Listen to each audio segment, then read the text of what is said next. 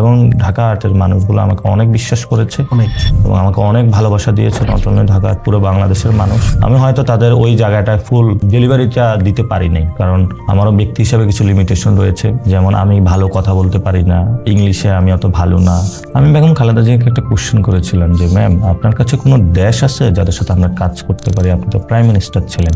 চুপ করেছিল আর that means আমাদের স্বনির্ভরভাবে দাঁড়াইতে হবে। সো কল্ড আমাদের যারা বন্ধু, এরা বন্ধু নয়। ডিপ্লোম্যাটিক রিলেশনে আমাদের দেওয়া নেওয়ার প্রশ্নের উপরে দাঁড়াতে হবে। ওনার একটা জায়গা ছিল যে বাংলাদেশের প্রতি অনেক মায়া, মমতা, ভালোবাসা ছিল। দেশের বাইরে আমার কোনো ঠিকানা নাই, এই দেশেই আমার মৃত্যু হবে, এই দেশের মানুষের মধ্যেই আমি বেঁচে থাকতে চাই। আমার রাজনৈতিক জীবনের সবচেয়ে টার্নিং পয়েন্টটা ছিল আমার জেলে যাওয়াটা এবং আমি বাংলা শিখ পড়তেছিলাম এবং ধোনির যে চ্যাপ্টারটা এটা পড়তেছিলাম। রাতের বেলায় তো ঠকঠক করলো পুলিশ, তারপর তো থানায় নিয়ে গেল আমাকে, সারা রাত নির্যাতন করলো, পা উপরের দিকে মাথা নিচের দিকে দিয়ে। তো it was unexpected to my life. এটা পরবর্তীতে আমি আবিষ্কার করলাম এটা আমার লাইফে না, বাংলাদেশে হাজার হাজার শিক্ষার্থীর সাথে এটা করা হয়েছে। যেহেতু আমাদের শোটা হলো কৃষি রিলেটেড, প্রথমত হলো বাংলাদেশ কৃষি প্রধান দেশ এবং বাংলাদেশের কৃষি সেক্টরটাকে অনেক অবহেলিত ভাবে এখনো রাখা হয়েছে। বিশেষ করে কৃষকরা অনেক বেশি অবহেলিত, সবকিছুর মধ্যেই আসলে কৃষকরা অবহেলিত থাকে। এই জায়গাটাতে কোনোভাবে কি সরকার এমন কিছু পদক্ষেপ নিতে পারে যার কারণে কৃষকরা এই জায়গায় খুবই উপকৃত হতে পারে? যারা কৃষি ভার্সিটিতে পড়াশোনা করে তাদেরকে কোথাও এইভাবে এস্টাবলিশমেন্টের জায়গা নেওয়া হয়, পলিসি ডিসিশনে তাদেরকে রাখা হয় না। যে জানে তাকে রাখা হয় না, যে জানে না তাকে রাখা হয়। তাহলে কিভাবে উন্নয়ন হবে? আপনারা কেন একটা মানুষের সাথে জোট করতে যাবেন? আপনারা তো মসজিদের ইমাম, অর্থাৎ আমরা মুসল্লি, আপনার তো নেতৃত্ব দেওয়ার কথা। অবশ্যই আপনি নেতৃত্ব দিবেন। আমি মনে করি যে আলেমদের নিজেরই দল গঠন করা উচিত এবং বাংলাদেশের মেইন স্ট্রিমে তাদের নেতৃত্ব দেওয়া উচিত। এটা সবাই জানে যে আমি কোনো দুর্নীতির সাথে কখনো জড়িত হই না। আর আমি এখন মার্কেটিং একটা কনসালটেন্সি করি, সেখানে হলো 1 লাখ টাকা পাই এবং আমার বাসা ভাড়া থেকে শুরু করে ওইটা দিয়ে খরচ আমার চলে যায়। মানে আমি যদি ওই রাতে হলো সংঘর্ষে যে রক্তক্ষয়ী সংঘর্ষ, আমি ডেমোক্রেসিতে এসে কোনো রক্তক্ষয়ী সংঘর্ষ করবো? আমি মানুষের কাছে তো এক্সপোজড করে দিয়েছি যে এখানে কি হয়েছে। হ্যাঁ, না একটা ফানি কোশ্চেন, আপনাকে নিয়ে নির্বাচনের সময় অনেকগুলো গেমস বের হয়েছিল, একটাও খেলছেন আপনি? আপনি বললেন যে বাচ্চার কথা, আপনি কি বাচ্চাকে সময় দেওয়ার সময় পান আসলে? যে আমি তার জন্য একটা নতুন পৃথিবী বানাতে চাই, যে পৃথিবীতে সে অনেক শান্তিতে থাকবে, সেটার জন্য সে আমার একটু সময় কম পেলেও সে আরামে থাকবে, সেজন্য আমি প্রচেষ্টা করে যাচ্ছি। এনসিপির কি আলাদা কোনো ভোট ব্যাংক আছে? এনসিপি জামায়াতের সাথে জোট গঠন করছে, জোট গঠন করার পরে যা ভোট আমাদের কাছে মনে হচ্ছিল যে জামায়াতের ভোটগুলোই শুধু এনসিপি পেয়েছে ওই আসনগুলোতে। আপনার কাছে কি মনে হয়? কি ভাই, এটা কি চাঁদাবাজের বাসায় চলে আসছে নাকি আবার? না ভাই, এটা সব তো হালাল টাকা নাকি? হ্যাঁ ভাই, সবই আমি হালাল এখন টাকা। সব জায়গায় গিয়ে চেক করি সন্ত্রাস, চাঁদাবাজি, দুর্নীতি যে টাকাগুলো আছে, অনেকে স্টুডিও বানাইছে, অনেক তারা শো ফরম্যাট নিয়ে আসছে, অনেক কিছু করে। তো খাবারের আগে, বিভিন্ন শোতে যাওয়ার আগে এটা একটু চেক করে নিই, যাদের সন্ত্রাস, চাঁদাবাজি এবং দুর্নীতি। আমরা যদি তাদেরকে আরো বৈধতা উৎপাদন করি সমঝোতার নামে, তাহলে তো এটা জিনিসটা আরো ফ্লারিশ করবে। অবশ্যই। এই জন্য সোসাইটি আকারে যে যেখানে আছে সব জায়গায় যদি আমরা প্রতিবাদটা জারি রাখি, তাহলে আস্তে আস্তে এটা সোসাইটিতে ডাউন হয়ে আসবে। এখানে আসে কি পরে কি মনে হচ্ছে যে এটা চাঁদাবাজের বাসা? সব দিকে চাঁদাবাজি চলতেছে, বাস, ট্রেন, লঞ্চ সব জায়গায় চলতেছে। আমার চেহারা দেখে মনে হয় ভাই আমি চাঁদাবাজি করতে পারি না, আপনাকে একটু ভদ্র মনে হচ্ছে। ঠিক আছে। তো ভাই আমরা এগ্রিকার শোতে আসছি, এগ্রিকার শোতে আপনাকে স্বাগতম প্রথমত। Thank you. ভাই একদম প্রথমে আসলে জানতে ইচ্ছা করে, এত সাহস কই থেকে আসে আপনার? ভয় লাগে না? বিষয়টা হলো, রাজনীতিটা যখন আপনি আন্ডারস্ট্যান্ড করতে পারবেন যে সোসাইটির প্রতি যখন আপনাকে দরদ জন্মায়, যেটা আমরা রাজনীতিটা করে থাকি সেটা হলো দায় এবং দরদের রাজনীতি।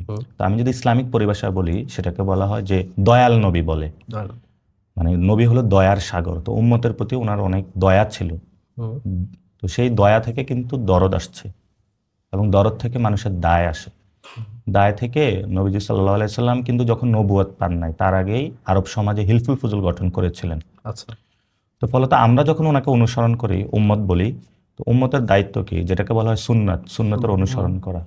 সেই সুন্নাত অনুযায়ী আমার হলো সোসাইটির প্রতি দরদ থাকতে হবে এবং আল্লাহ আমাদেরকে বলেছেন যে হলো মানুষের তুমি সেবা করো। কেউ যদি অসুস্থ হয়, কেউ যদি দুঃখ কষ্ট থাকে, তুমি যদি তাকে গিয়ে খোঁজ খবর নাও, তাহলে হলো আমার ইবাদত করা হবে।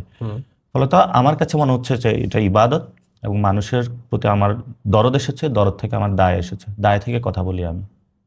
ওই যে সন্তান জন্ম হলে যেরকম মা বাপের দায় চলে আসে, দায় থেকে তাদের যত্ন নেয়, আবার এই যখন আমরা বড় হই, মা বাবার প্রতিও আমাদের দায় চলে আসে দরদ থেকে।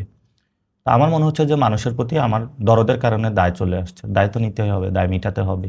এবং শুধু মানুষ না, বাংলাদেশের প্রতিও, কারণ এই বাংলাদেশের বাতাস খেয়ে তো আমি বড় হচ্ছি, বাতাস নিয়ে, পানি খেয়ে বড় হচ্ছি। হুম।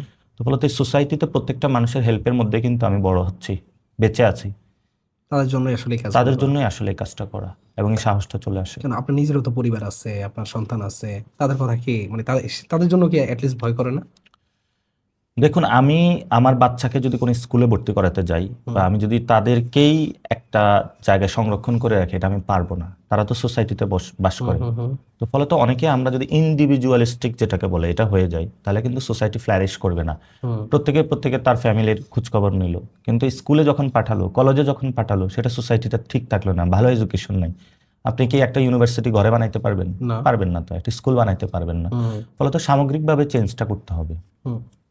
ভাই, রমজান মাস চলতেছে, একটু আগে আপনি তারাবি নামাজ পড়ে আসছেন। জি। রমজান মাসে আমাদের একটা অন্যরকম আবেগ কাজ করে, আপনার ক্ষেত্রে কি সেম কিনা, বা রমজান মাস কেন অন্য মাস থেকে আলাদা আপনার কাছে মনে হয়, একটু বলেন আগে। রমজান হলো সংযমের মাস, হুম। এবং অনেক কিছু থেকে আমরা বিরত থাকি, এবং এই সময় বলা হয়ে থাকে যে শয়তানকে বেঁধে রাখা হয়। অবশ্য যারা চান্দাবাজ শয়তান, এদেরকে আমরা আরো বেশি দেখি হুটহাট কথা বলতে মিডিয়াতে। তো ফলত সংযমের মাস কিন্তু যখন বলা হয়, তাহলে আমাদেরও তো অনেক কিছু থেকে সংযম অর্জন করতে হবে।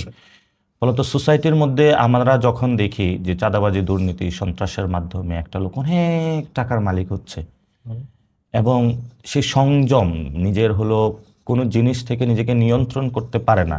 রমজান আমাদেরকে এই জিনিসটা শিখায় যে কোথা থেকে বিরত থাকতে হবে, কিভাবে নিজেকে নিয়ন্ত্রণ রাখতে হবে, এবং সাথে সাথে আমাদের পণ্য এবং যে দ্রব্যমূল্য অনেক ঊর্ধ্বগতি রয়েছে। আমরা কিন্তু টের পাই না। আমরা যখন হলে ছিলাম তখন দেখতাম মধ্যবিত্ত ছেলে যারা ঢাকা বিশ্ববিদ্যালয়ে পড়াশোনা করতে আসছে, 3 বেলার জায়গায় অনেকে 2 বেলা খাইতো, 1 বেলা খাইতো।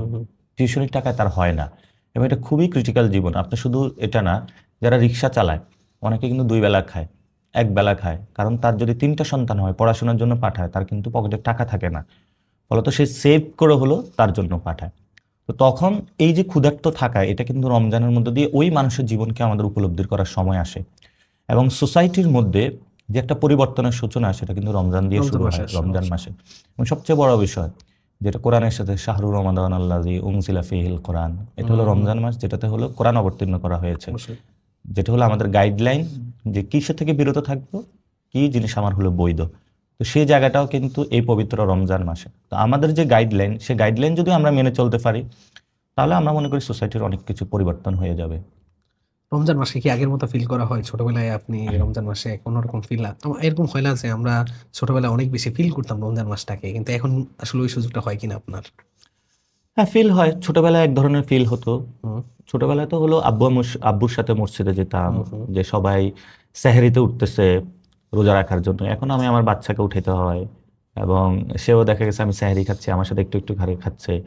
তার জায়গাটা হলো সে বাবার সাথে একটু করে খাচ্ছে, এটা। কিন্তু আমরা যত বড় হচ্ছি, ততই তো আমরা সমাজের পাপ অথবা অনেক কিছুর সাথে হলো জড়িয়ে পড়ার একটা সম্ভাবনা থাকে। তো এই জায়গাটায় রমজান অথবা এই জায়গাটার মাহাত্ম্যটা আরো বেশি উপলব্ধি করার সময়, এবং আমাদের বয়স কিন্তু যৌবন। তো যৌবনের ইবাদত হলো সবচেয়ে বড় বিষয়। তো এই সময়টা যদি আমরা রমজানকে আরো বেশি উপলব্ধি করতে পারি এবং ধারণ করতে পারি, সোসাইটিকে ধারণ করতে পারি, আমাদের মনে হয় আরো অনেক বড় পরিবর্তন সম্ভব। আপনি বললেন যে বাচ্চার কথা, আপনি কি বাচ্চাকে সময় দেওয়ার সময় পান আসলে? চেষ্টা করি, এবং আমি যে বলবো সবটুকু সময় দিতে পারি এটা না, তার প্রতি আমার অনেক দায় আছে। তো এটা আমি একটা টকশোতে এবং পডকাস্টে বলেছিলাম যে আমি তার জন্য একটা নতুন পৃথিবী বানাতে চাই, যে পৃথিবীতে সে অনেক শান্তিতে থাকবে। সেটার জন্য সে আমার একটু সময় কম পেলেও সে আরামে থাকবে, সেজন্য আমি প্রচেষ্টা করে যাচ্ছি। হ্যাঁ, একদম ছোটবেলায় একটু ব্যাক করতে চাচ্ছি। চাঁদপুরে বেড়ে ওঠে আপনার, আমার নিজেরও চাঁদপুরে জন্মস্থান। জি, কোন থানা? ফরিদগঞ্জ। ও আচ্ছা, আমার শাহরাস্তি। শাহরাস্তিতে। চাঁদপুরে লাস্ট কবে গেছিলেন?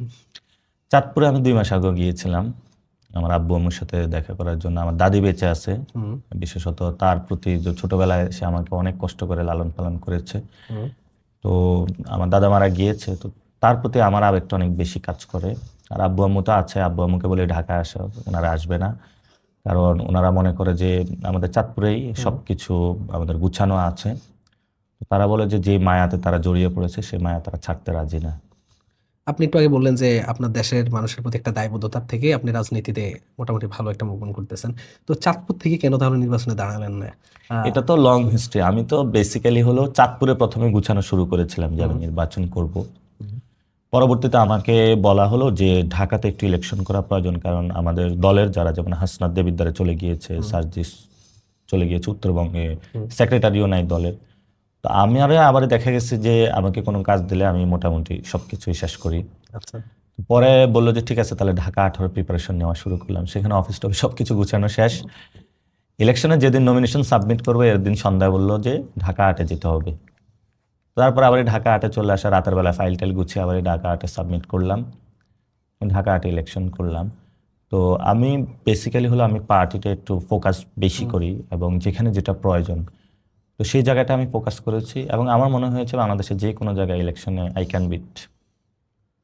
এবং চাঁদপুরের প্রতি তো অবশ্যই আমার সেখানে মায়া প্রীতি ভালোবাসা অবশ্যই আছে, কিন্তু যেখানে যেখানে আমাকে প্রয়োজন সেখানে আমি বেশি কাজ করি। এখন যদি আপনি আমাকে বলেন কেন আমি ঢাকাতে সেন্ট্রালে কাজ করি, ওয়াই নট চাঁদপুর উপজেলা, ঠিক না? এবং অনেকে দেখেন যে বিএনপির মহাসচিব মির্জা ফখরুল ইসলাম, আপনি যদি বলেন ঠাকুরগাঁও উপজেলা সভাপতি থাকবে উনি সারা জীবন, তো বিএনপির এখন মহাসচিব। ফলত এটাতে আমার একটা রিয়েলাইজেশন আছে, সেটা হলো ঢাকা কিন্তু সেন্ট্রালাইজড একটা জায়গা, বাংলাদেশের সবকিছু এখানে। ফলত আমাদের ডিসেন্ট্রালাইজেশন প্রয়োজন। যদি ঢাকা ইউনিভার্সিটির মতন একটা প্রতিষ্ঠান চাঁদপুরে থাকতো, আমাদের ঢাকা আসতে হতো না। ফলত আমাদের ঢাকা আসতে হয়েছে। আবার এই চাকরি জীবনে যদি এই ধরনের প্রতিষ্ঠানগুলো চাঁদপুরেও থাকতো তাহলে তো আমার এখানে আসতে হতো না, আমি ওইখানে হলো চলে যেতাম। ফলত বাংলাদেশের ডিসেন্ট্রালাইজেশন প্রয়োজন। হ্যাঁ, কলেজে থাকাকালীন সময়ে আপনি রাজনীতিতে আসলে পদার্পণ করছেন। রাজনীতি আসার তখন আসলে মোটোটা কি ছিল, উদ্দেশ্য আসলে কি ছিল তখন থেকে? কলেজে থাকাকালীন তো আমি আমি তো মাদ্রাসা পড়াশোনা করছি, সারাদিন পড়াশোনা করতাম। তো আমার দুইটা সময় ভাগ ছিল, একটা হলো আমার নিজের পড়া পড়তাম। তো আমি ফার্স্ট বয় থাকার কারণে যারা অন্যান্য শিক্ষার্থী তারাও আমার কাছে আসতো, তাদেরকেও আমার পড়াইতে হতো। তো আমি মসজিদে বসে সবাইকে পড়াইতাম। আচ্ছা, ফার্স্ট বয় হওয়ার কারণে সব সংগঠনেই দেখা গেছে এটা টার্গেট করে থাকে। আর ওই সময় শিবিরও অ্যাপ্রোচ করেছিল, ইসলামী শাসনতন্ত্র ছাত্র আন্দোলন, ছাত্র হিজবুল্লাহ, সবার সাথে আমার পরিচিত হয়েছে, কথা হয়েছে, এবং থিওলজিক্যাল অ্যাসপেক্টটা আমি বোঝার চেষ্টা করেছি। ইসলামিক মুভমেন্ট কি, আমাদের যে খেলাফত চলে গিয়েছে সেটা কেন গিয়েছে, সেটা রিভাইভিং কি, রাসূলের তরিকাটা কি, আল্লাহ আমাদেরকে যে জীবন দিয়েছেন সেই জীবনটা কি, সেগুলো আমি কনসেপচুয়ালাইজেশনের রিয়েলাইজেশন, কারণ আমরা এগুলো কিতাবে পড়ে থাকি। যেমন আমাদের যে আলিমের যে সিলেবাস সেটাতে হলো মান্তিকের মতন একটা সাবজেক্ট হলো যুক্তিতর্ক। আচ্ছা, আবার হলো বালাগাত নামে একটা সাবজেক্ট ছিল, যেটা হলো বাংলা হলো এই বাগ্মিতাপূর্ণ, অর্থাৎ আপনি আরবে কিভাবে হলো সবচেয়ে বাগ্মিতা অনুযায়ী হলো কথা বলতো কিভাবে সুন্দরভাবে। আমাদের সেখানে কোর্সের মধ্যে ছিল আদব ছিল, অর্থাৎ আরবি সাহিত্য ছিল। তো আরবের সময় যারা কবি ছিল তাদের সেই কবিতাগুলো আমরা পড়াশোনা করেছি। আমাদের সেখানে কোরআন হাদিসও ছিল। ফলত আমরা যেমন পড়াশোনা করেছি সাথে সাথে পলিটিক্যাল অ্যাসপেক্ট থেকেও শেখার চেষ্টা করেছি। তো সেখানে আমার ইসলামী শাসনতন্ত্র ছাত্র আন্দোলনও করা হয়েছে, ছাত্র শিবিরও করা হয়েছে, এবং সাথে সাথে হলো ছাত্র হিজবুল্লাহ করা হয়েছে, সব একসাথে। আমার বেসিক্যালি কি যে আমি কনসেপ্টটা বোঝার বেশি ট্রাই করি, অর্থাৎ এই সংগঠনটা কেন উৎপত্তি হয়েছে, তারা কি প্রপোজ করে মানুষের কাছে, ওই জায়গাটা আমি ধরার চেষ্টা করি। তো ইসলামী ছাত্র শিবিরের যিনি এই আন্দোলনের জন্ম দিয়েছিলেন, মানে কোর কনসেপ্টের জায়গায়, সেটা হলো মাওলানা মওদুদী। আচ্ছা, তো মাওলানা মওদুদী হলো, উনি খেলাফত এবং মুলুকিয়াত একটা বই আছে যেখানে হলো খেলাফত, ইসলামিক রাষ্ট্র ব্যবস্থা কেমন হবে, এই জায়গাটা বেশ গুছালো ওনার আলোচনা আছে, সেই জায়গাটা আমি কনসেপচুয়ালাইজ করতে পেরেছি। আবার এই ইসলামী শাসনতন্ত্র ছাত্র আন্দোলন, ওনারা কিন্তু পীর তরিকা অর্থাৎ খানকার সাথে অনেক বেশি কানেক্টেড, অর্থাৎ ওনাদের খানকা আছে আবার রাজনৈতিক ফিল্ডও আছে, দুইটা জিনিস একসাথে চালাচ্ছে, সেই জিনিসটা আমি বোঝার চেষ্টা করেছি। আর যেটা ছাত্র হিজবুল্লাহ সারসেনা হুজুর হাসান মরহুম উনি এটা শুরু করেছিলেন। তো সেই জায়গাটা হলো সোহবাতে মুসলিহিন বলা হয়ে থাকে, অর্থাৎ ভালো লোকদের সাথে চলাফেরা। তো ওনাদেরও তরিকা আছে, তরিকা কিভাবে কাজ করে, সুফিজম কি, সেগুলো বোঝার চেষ্টা করেছি। অর্থাৎ মডার্ন ইসলামিক পলিটিক্স, সুফিজম সবগুলাই বোঝার চেষ্টা করেছি। তখন দেখি টার্গেট ছিল যে আমি বড় রাজনীতিবিদ হবো, যার কারণে আমি সবকিছু শিখবো, তারপরে আস্তে আস্তে রাজনীতিতে আসবো, বিষয়টা কেমন দাঁড়াইছিল? এটা তো আসলে আমার ওইভাবে ছিল না, আমি চেয়েছিলাম সবসময় সোসাইটিতে কোনো ইম্প্যাক্টফুল কোনো কিছু করা। তো ওই জায়গা থেকে কখনো রাজনীতি, কখনো সোসাইটাল জায়গা থেকে অ্যাক্টিভিজম, কিন্তু লক্ষ্য একটাই, বাংলাদেশ অথবা আমাদের সোসাইটির পরিবর্তন। এবং সেখানে আমি মনে করি যে আমাদের এখানে মুসলমানরা অনেক বিপদে আছে। বিপদে আছে কারণ আমাদের একটা এখন স্টেট হয়ে ওঠে নাই, আমাদের মানুষ তো তাহলে ভালনারেবল থাকে, আমাদের কালচারাল এখনো পরিপূর্ণতা হয়ে আমরা উঠি নাই। আসলে আমাদের জায়গা থেকে, আমাদের দায়িত্ব কর্তব্যবোধের জায়গা থেকে, যারা আমরা বাংলাদেশে আছি, আমাদের অনেক মাইনরিটি রয়েছে, যারা দলিত রয়েছে, অন্যান্য শ্রেণী রয়েছে, তাদের প্রতি আমাদের একটা দায়িত্ববোধের জায়গা আছে। সে দায়িত্ববোধের জায়গা থেকে সবসময় চিন্তা করতাম ইম্প্যাক্টফুল কোনো কিছু করা। পলিটিক্স এটার জন্য সবচেয়ে একটা ভালো হয় ভালো একটা জায়গা। সেই জায়গা থেকে। ঢাকা বিশ্ববিদ্যালয়ে তো অনেকগুলো সময় কাটানো হয়েছিল, বা রাজনীতির হাতে খড়ি তো মেবি ঢাকা বিশ্ববিদ্যালয় থেকে আপনার জি। কেমন কাটছিল ঢাকা বিশ্ববিদ্যালয়ে? ঢাকা বিশ্ববিদ্যালয়ে ভালো কেটেছে, আন্দোলন করতাম এবং ওই সময় ছাত্রলীগের বিরুদ্ধে বেশ ফাইট করতাম আমরা।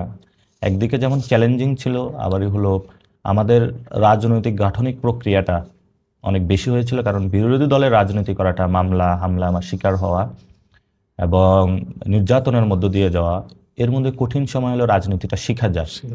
তো ফলত আমাদের হাতে ঘড়িটা ওইখানে ভালো হয়েছিল। আমরা সুসময়ে আসলে যে সরকারি দল ওইভাবে রাজনীতি করে, সরকারি দলের রাজনীতি একটু ভিন্ন কনসেপ্ট। আর বিরোধী দলে থাকলে যেটা আছে সেটাতে আপনি অনেক পরিস্থিতির মধ্যে দিয়ে ট্যাকল দিয়ে যেতে হয়। সেই পরিস্থিতি আল্লাহ ট্যাকল দেওয়ার সুযোগ দিয়েছে এবং সেটা অনুযায়ী আমরা কাজ করেছি। সে সময় দেখেন আমাদের সামনে অনেকগুলো বিষয় আসতো। ঢাকা বিশ্ববিদ্যালয়ের রাজনীতিটার জায়গা এমন যে বিভিন্ন ধরনের যখনই কোনো সমাজের প্রয়োজন হয় সবগুলো বিষয়ে এঙ্গেজমেন্ট পোলাপানের থাকে।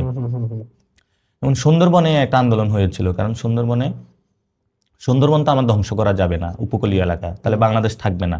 তাহলে সুন্দরবনে গাছ কেটে হলো পারমাণবিক বিদ্যুৎ কেন্দ্র, কয়লার বিদ্যুৎ কেন্দ্র তারা করবে, তাহলে তো সুন্দরবন থাকবে না।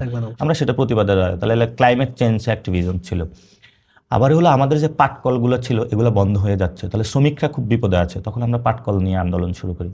আবার একটা সময় আছে যখন কাশ্মীরের মানুষ বিপদে আছে, পুরো ওয়ার্ল্ডে একটা সলিডারিটি মুভমেন্ট যাচ্ছে, আমরা সেটাতে অংশগ্রহণ করি, প্যালেস্টাইনের সলিডারিটি মুভমেন্টে অংশগ্রহণ করি। তারপরে হলো ভারতীয় হেজিমনের বিরুদ্ধে আমরা দাঁড়িয়েছিলাম, আবরার ফাহাদকে খুন করা হয়েছিল, সেই সময় হলো আমরা আন্দোলনে দাঁড়িয়েছিলাম। আবার ক্যাম্পাসে এসে দেখেছিলাম যে ডাকসু নাই, তাহলে তো ডাকসু নিয়ে আসতে হবে, সেটার জন্য আন্দোলন শুরু করি আমরা। যখনই যেটা প্রয়োজন আমাদের, সে সময় আমরা সেটাতে সাথে জড়িত ছিলাম, আন্দোলন শুরু করি। মানে সংগ্রামের মধ্যে দিয়ে সবসময় আপনার কাটানো হয়েছিল সময়টা। সংগ্রামী তো জীবন। অবশ্যই।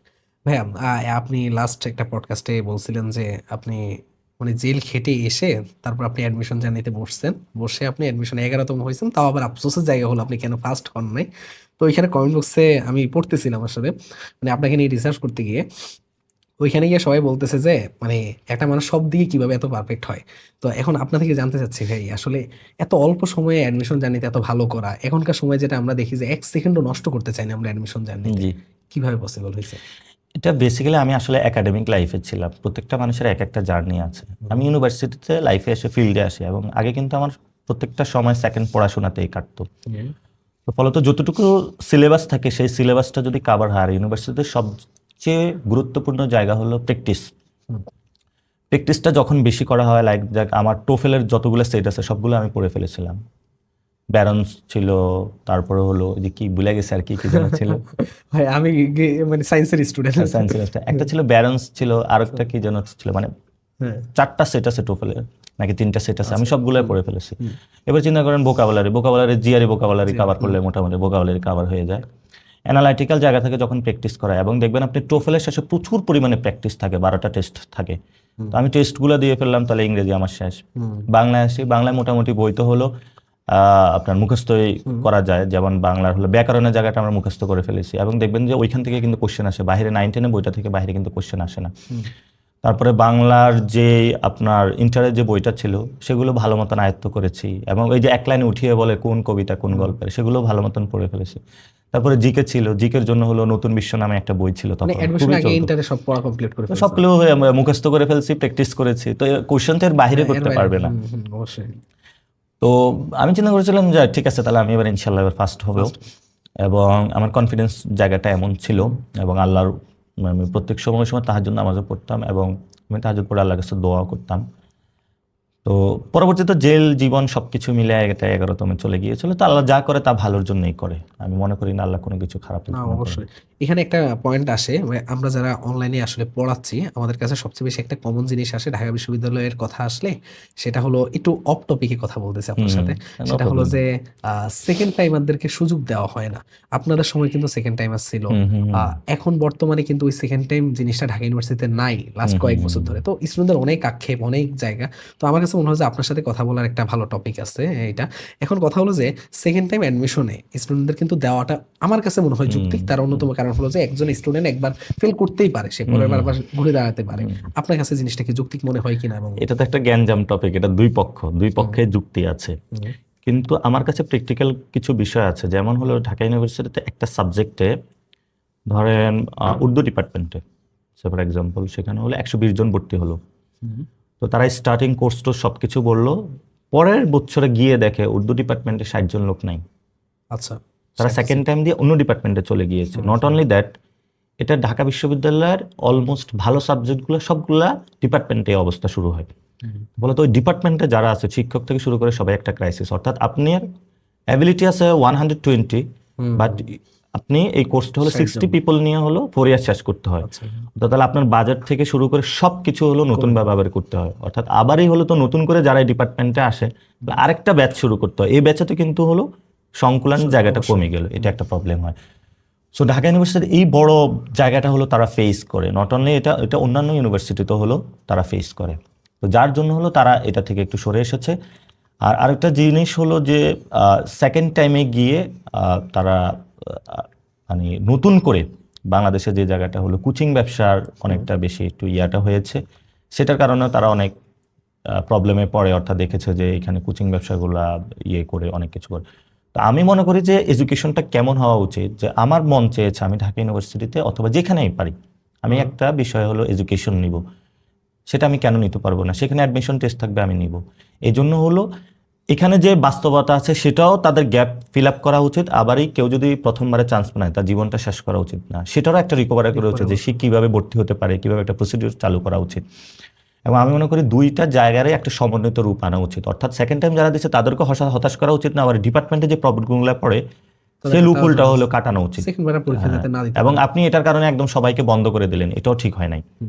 ফলত আমাদের কি করে না, যে কোথাও হলো ওই যে হাতে অসুস্থতা হয়েছে হাতটা কেটে ফেলে, বাংলাদেশে হলো মানে এটা প্রবলেম। কিন্তু এটা যে হাতটা কিউর করা যায় বা এটার যে কোনো চিন্তা করে এটা কোনো জায়গায় সলিউশনে যাওয়া যায় সেটা আসলে, অর্থাৎ আমাদের এটা হুটহাট শিক্ষা ব্যবস্থার ডিসিশন নেওয়া হয়। যেমন ওই মাঝখানে হলো ক্লাস 5-এ হুট করে একবার নিয়ে আসতে পরীক্ষা দিতে হবে, আবার বাদ দিয়ে দিতেছে তারা, মানে যা মন চা তা করে। তো এটা তো এমন না, শিক্ষা ব্যবস্থা এত ইম্প্যাক্ট আছে আপনার। আমাদের যে পলিসিগুলো নেওয়া হয় বাংলাদেশে এটা লং টার্ম মেয়াদি না। ইউনিভার্সিটিরও অনেকগুলো ডিসিশন নিয়ে থাকে, হুট করে বলে দিলেন সেকেন্ড টাইমার নাই, হুট করে বলে দিলেন কালকে থেকে সেকেন্ড টাইমার আছে। এইভাবে ডিসিশন নেওয়া আগে স্টুডেন্টদের সাথে কনসালটেন্সি তাদের করা উচিত, যে আসলে এখানে প্র্যাকটিক্যাল প্রবলেমটা কি। পরবর্তীতে আপনি পোলাপেনগুলো আন্দোলন করতেছে সেকেন্ড টাইমার যারা, তাদেরকে মাইট দেওয়া হলো। তো যারা আবার এই ফার্স্ট টাইমার তারা বলতেছে সেকেন্ড টাইম কেন করবে, তারা দুইটা মুখোমুখি দাঁড় করিয়ে দেওয়া হলো, অর্থাৎ স্টুডেন্টদেরকে বিভাজিত করে দেওয়া হলো। অথচ তারা তো একই, অবশ্যই যে ফার্স্ট টাইমে চান্স পাইছে লাইক দ্যাট নটরডেম থেকে, যে সেকেন্ড টাইমে দিতে হচ্ছে একই ক্লাসের কিন্তু তারা ব্যাচমেন, তাদেরকে মুখোমুখি করে দিল, স্টুডেন্টের মধ্যে একটা বিভাজন সৃষ্টি করে দিল। অর্থাৎ ফার্স্ট টাইম থাকবে এটার জন্য নটরডেমের যে ইয়ারের ছেলে আন্দোলন করতেছিল ইন্টারের যে বর্ষে, সেকেন্ড টাইমে ওই তার বন্ধুই কিন্তু আবার তার অপোজিটে আন্দোলন করতেছে। এই সিচুয়েশন হলে আমাদেরকে ঠেলে দেওয়া হয়েছে। আমার টোটাল এডুকেশন সিস্টেমটা কারাপশনের জায়গায় চলে গিয়েছে, আর এটাকে ঠিক করতে হবে একদম নতুনভাবে। তবে যারাই এখন মিনিস্টার হয়েছে তারা কতটুকু ঠিক করতে পারবে এটা জানি না। না ওইটা বললে রাগ করবে, থাক না বলেন ভাই। ববে হাজ্জাজ ভাই কতটুকু শিক্ষা ব্যবস্থা ঠিক করতে পারবে এবং এহসানুল হক মিলন ভাই, এটা আমি বুঝি না আর কি, তাদেরকে কেন এটা দেওয়া হয়েছে। এহসানুল হক মিলন সাহেব উনি তো আপনার চাঁদপুরেরই। উনি যেটা করেছে সেটা হলো প্রশাসনকে অ্যাক্টিভ করে নকল বন্ধ করেছে। পলিসিগত উনি কি চেঞ্জ করেছে বা কি করতে পারবো সেই জায়গাটা এখন হলো ওনার এই বিষয়ে মানে আরো অ্যাক্টিভলি পলিসিগত জায়গায় চেঞ্জ করা উচিত। অর্থাৎ উনি তো আর স্বরাষ্ট্রমন্ত্রী না যে যায়া হলো নকল ধরবে বা কোনো কিছু। ওনার হলো এডুকেশনে দেখেন আমাদের বড় একটা সেক্টর মাদ্রাসা এডুকেশন, যারা কমি মাদ্রাসায় পড়ে আমরা কিন্তু তাদেরকে আরবে পাঠাইতে পারি, সেখান থেকে হিউজ পরিমাণ মানি আসতে পারে, অর্থাৎ তারা তো আরবি পারে, তাহলে আরবের সাথে তো আমাদের একটা ভালো লিঙ্কিং হওয়া উচিত। এটা ভারত করে থাকে, অন্যান্য দেশ করে থাকে, এটা আমরা পারি না। যারা ইংলিশ মিডিয়ামে যে সেক্টরটা আছে ওইটাকেও ফুল ডেভেলপ করা হয়নি, আর বাংলা মিডিয়ামে তো খুব বাজে অবস্থা। এহসানুল মিলন ভাই এবার বলতে পারবে যে ঠিক আছে আমি নিশ্চিত করব যে বাংলাদেশের রুরাল অথবা ভিলেজে যে স্কুলগুলো আছে প্রত্যেকটাতে উনি টিচার নিশ্চিত করবে। উনি পারবে এটা? উনি পারবে না, কারণ ওনার একটা শিক্ষক সমিতি আছে বিএনপির, ওইটা এসে বাজা দিবে, ঠিক না? ওদের শিক্ষক সমিতি যারা আছে, তারপরে উনি নিশ্চিত করতে পারবে যে গভর্নিং যে বডিটা আছে স্কুলের, এটা কোনো একটা চাঁদাবাজ এমপি সে আবারই হলে একটা স্কুল কমিটির গভর্নিং বডিতে আছে, তো ওই স্কুলের কি উন্নয়ন হবে, উনি কিভাবে উন্নয়নটা করবে? ওনাকে এটা এনশিওর করতে হবে সমাজের সবচেয়ে যিনি সম্মানিত এবং দক্ষ সম্মানিত শিক্ষক সে হলে স্কুল কমিটির ম্যানেজিং কমিটির সভাপতি হবে। তারপরে নোট গাইডের যে দৌরাত্ম, ওইটাকে উনি পারবে বন্ধ করতে? ওনাকে আগে এগুলোতে ফোকাস করা উচিত। উনি যদি লেকচার কোম্পানিতে বলে যে ঠিক আছে তাহলে হলে আমরা এই সিস্টেমে আসতে চাই, আবার ওই কোম্পানির সাথে রিলেটেড আছে ধরেন এই অ্যানিবাই থেকে শুরু করে আরো অনেকে, ওরা তো উনি পারবে না। ফলত আমাদের পলিটিক্যাল পুরো পলিসিতে চেঞ্জ আসতে হবে যে আমরা একটা করাপ্টেড সিস্টেমে একটা নিউ সিস্টেমে যাবো, তাইলে হলে ওনারা পারবে, আদারওয়াইজ পসিবল না। বাট সেটা তো একদিনই পসিবল না, এটা সময়ের ব্যাপার। এখন গভর্নমেন্টের যে রুলটা আছে, স্টেট অনেক পাওয়ারফুল জিনিস, কালকে থেকে বলবে যে এটা করবে না, ইটস ওকে। আপনার একজন সরকারি চাকরিজীবী, তাদের প্রত্যেকে তো শহরে থাকার দরকার নেই, ম্যাথের টিচার এনশিওর করবে, আপনি তাদের বেতন বাড়িয়ে দিন, যারা ম্যাথের ডিপার্টমেন্ট বেশি খোলেন, ইংলিশের ডিপার্টমেন্ট বেশি খোলেন। অবশ্যই এটার জন্য তো আহামরি কোনো বড় ধরনের প্রয়োজন হয় না। আচ্ছা ভাই, আমরা পডকাস্টের মধ্যে অনেকেই হয়তো বা জানতে চাইবে যে এগ্রিকার শোতে নাসিরউদ্দিন পাটোয়ারি কেন? আমরা এগ্রিকার শোতে শুধুমাত্র কৃষি পলিসি না, আজকের পডকাস্টে আমরা কৃষি পলিসির সাথে রাজনীতি থেকে শুরু করে আরো বিভিন্ন বিষয় নিয়ে কথা বলবো আপনার সাথে। তো রাজনীতিতে একটু ব্যাক করি, আপনার রাজনৈতিক জীবনের সবচেয়ে টার্নিং পয়েন্ট কোনটা ছিল? ঢাকা টিকি নির্বাচন করাটা? না, আমার রাজনৈতিক জীবনের সবচেয়ে টার্নিং পয়েন্টটা ছিল আমার জেলে যাওয়াটা। আমার জেলে যাওয়াটা, এবং আমি বাংলা শিট পড়তেছিলাম এবং ধোনির যে চ্যাপ্টারটা এটা পড়তেছিলাম, রাতের বেলায় তো ঠক করলো পুলিশ, তারপর তো থানায় নিয়ে গেল আমাকে, সারা রাত নির্যাতন করলো, পা উপরের দিকে মাথা নিচের দিকে দিয়ে। তো it was unexpected to my life. এটা পরবর্তীতে আমি আবিষ্কার করলাম এটা আমার লাইফে না, বাংলাদেশে হাজার হাজার শিক্ষার্থীর সাথে এটা করা হয়েছে, জেলে নেওয়া হয়েছে, অনেক মানুষকে পঙ্গু করে দেওয়া হয়েছে, পুরো আমাদের শিক্ষা ব্যবস্থা কোলাপস করা হয়েছে। আমার সেই জায়গা থেকে এই রিয়েলাইজেশনটা এসেছে যে বাংলাদেশে যদি আমরা বসে থাকি তাহলে মরে যাব, ফাইট করে এখানে বেঁচে থাকতে হবে। 3 দিকে কাঁটাতারে বেড়াগুলো তো দেখেছেন যে কিভাবে ফ্যান্সগুলো ভারত তৈরি করছে, আর একদিকে কোন জায়গায় বঙ্গোপসাগর, বঙ্গোপসাগরে যায় ডুব দিয়ে মরার চেয়ে ফাইট করে বেঁচে থাকাই তো ভালো। সেই সময় এটা রিয়েলাইজেশন হচ্ছে আমার, মানে লাইফের মোড়টা আমার নতুন করে নিয়েছে। রাজনীতি, অর্থনীতি, সমাজনীতি। পৃথিবীতে 2টা দল, একটা হলো শাসক আর একটা হলো শোষিত। আপনি হয়তো শাসক দ্বারা শোষিত হবেন অথবা আপনি শাসক হবেন। এখন একটা মানে কথা আসে যে সবসময় যে যারা রাজনীতিতে আসে তারা সবাই কি আসলে এই যে জেল খেটে আসার পরে তারা রাজনীতিতে আসতে, মানে সবাই কিন্তু এরকমই হয় যে আমি জেল খাটলাম এখন আমি রাজনীতিতে মুভমেন্ট করব।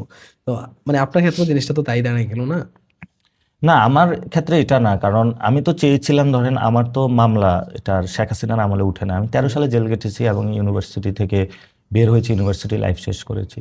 আমার মামলা থাকার কারণে কিন্তু আমাকে বিসিএসও নিত না।